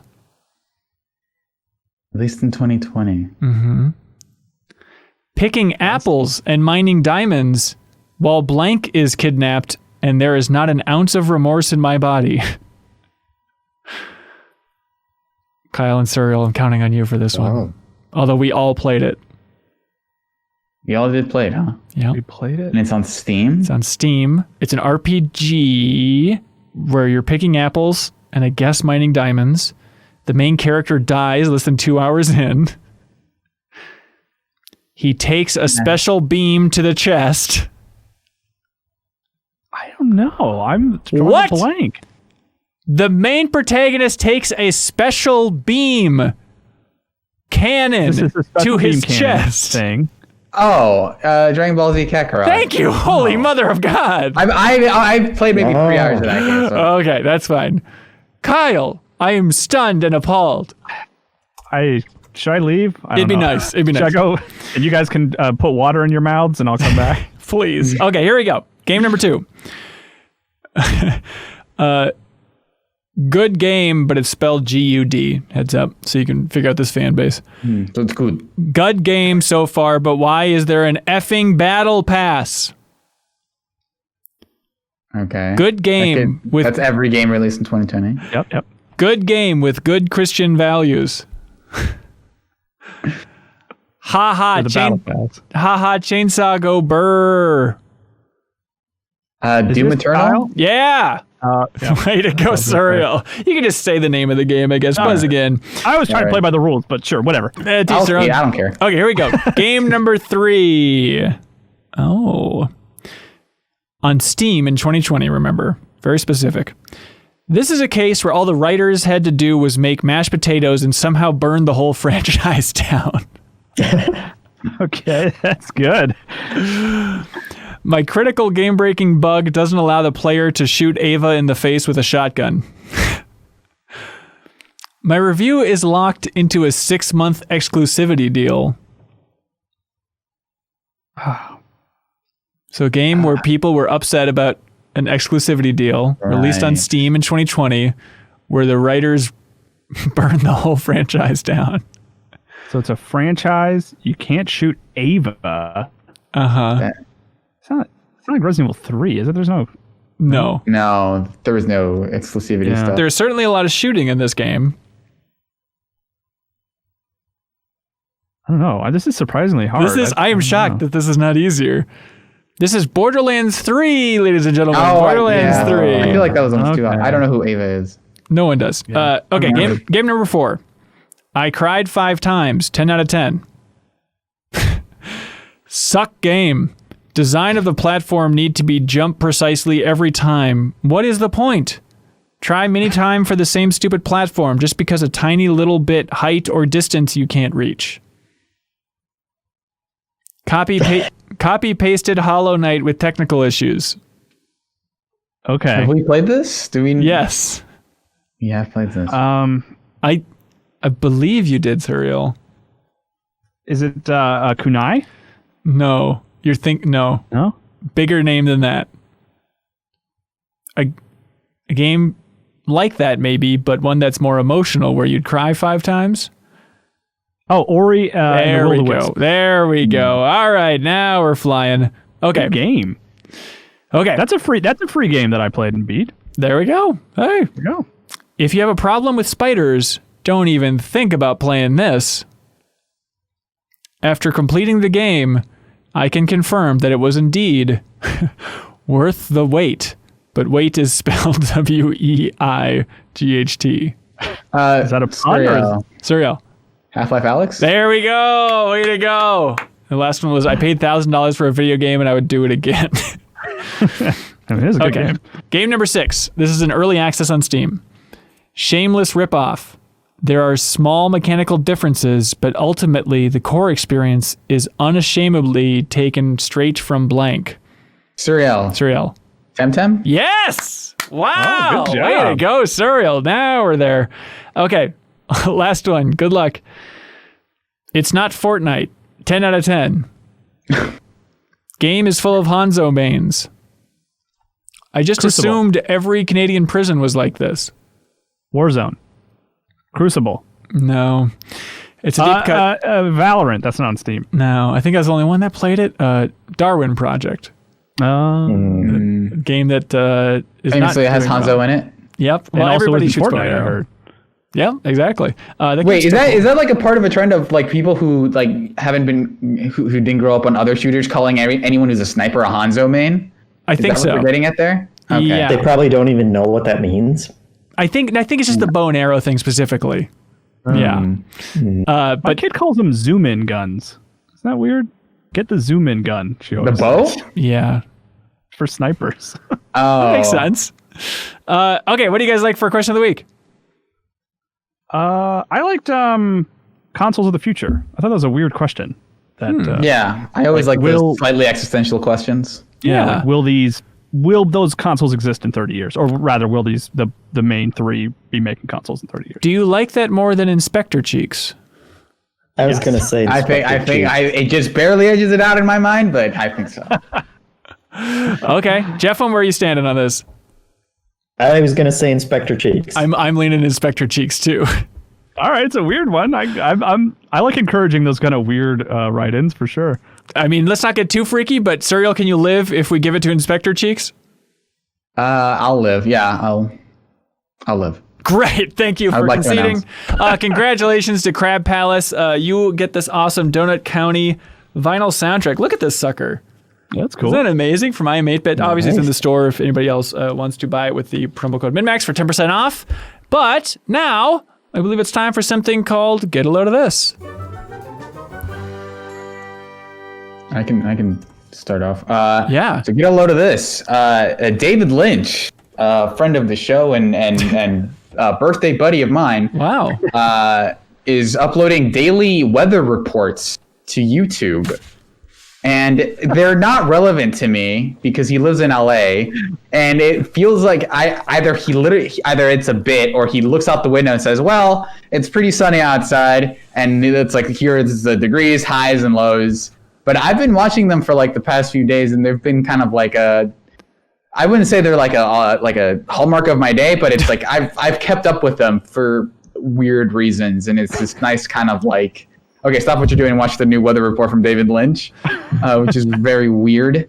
Do you feel like it's self-aware? Like, is he smiling and joking, or what's his tone during these things? Is David Lynch smiling and joking? But how self-aware is he He's during pretty this? straight about it. He plays it pretty straight.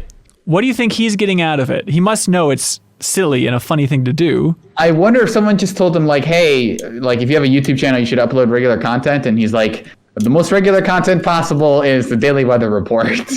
I mean, also he uploaded like the first part of Rabbits to his YouTube channel, and that's a very good movie that is weird. So you should watch that also. Message you about that. I think it's a funny joke. I was going to send you a link to that Rabbits thing and be like, time to break out the original modded Xbox. That's right. That would have been a good joke, right? Yes, that would have been good. Okay, thank you. Thank you.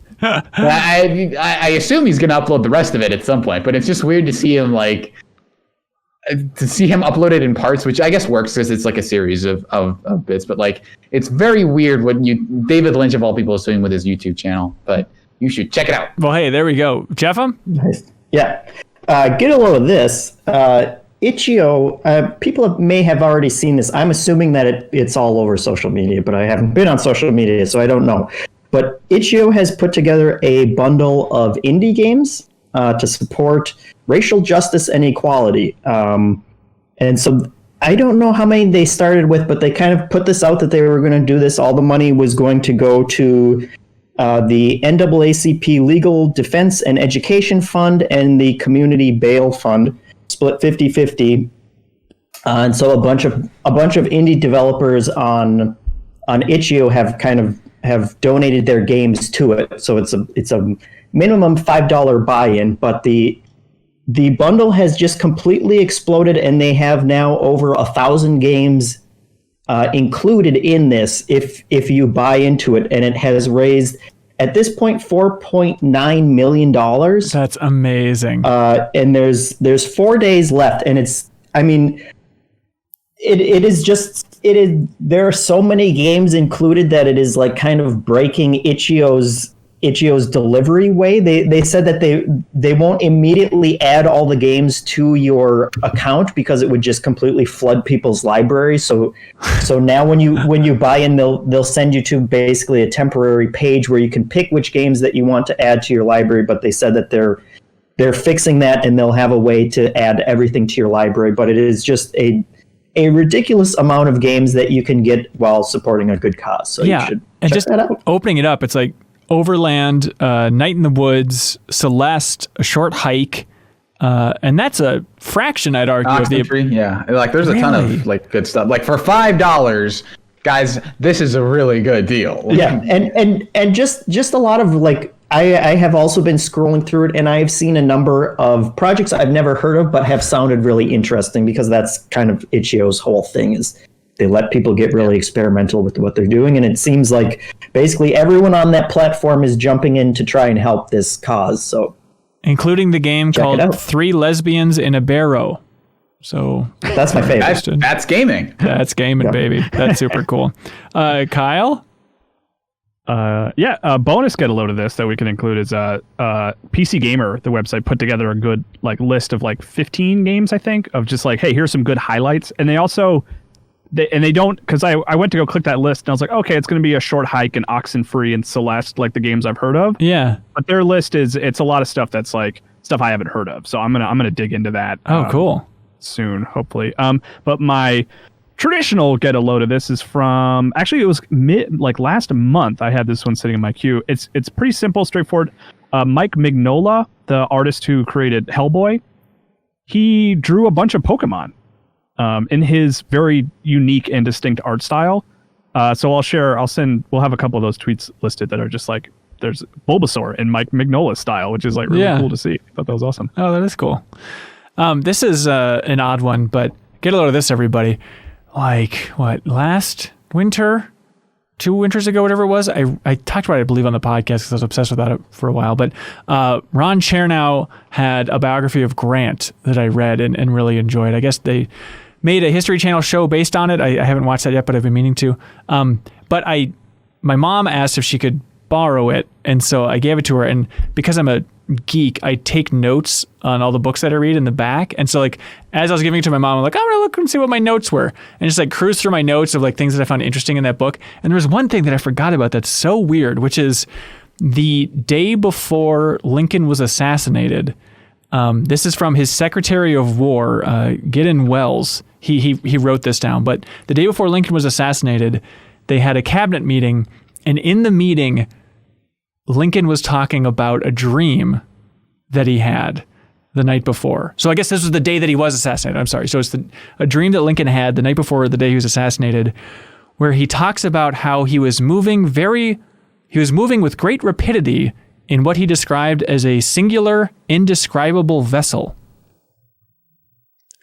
Which is like one of those weird things, but if you're a sci-fi writer, that idea that like Lincoln's describing some singular, indescribable vessel that moves super fast, like the day before he died, I love that idea. I love some weird abstract concept of like aliens whisking Lincoln away the night before he died, or maybe it's a time machine, something fun like that. But just some fun sci-fi in history, you know? Yeah, he was writing. Well, I think he had that dream because he was playing video games.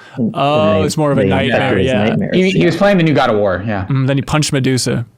Real quick, because did we all just jump to try to make that joke? Is that what just happened?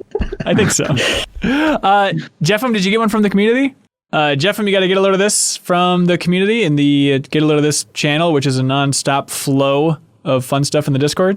It is. Hey, get a load of this. This one's a bit more of a PSA than anything too special, but this one comes from Toby, aka Random Gamer, and he is posting a tweet from Stephen Weintraub, who this was breaking news in case you hadn't heard it, but San Diego Comic-Con this year, they announced that they are moving everything online. It's going to be the same dates from July 22nd to July 26th, but they're going to basically live stream everything, and it's going to be free for everyone this year. So basically, they're moving all the panels and everything online. But yeah, That is You don't cool. have to worry about being charged for it or anything. I'd like to watch some of those. That sounds fun. Yeah, Comic-Con continues. Very helpful. There we go. Well, hey, that's it for this big episode of the MinnMax Show podcast. If you enjoyed it, please tell a friend. We'd appreciate it. And thank you to the $50 supporters on Patreon.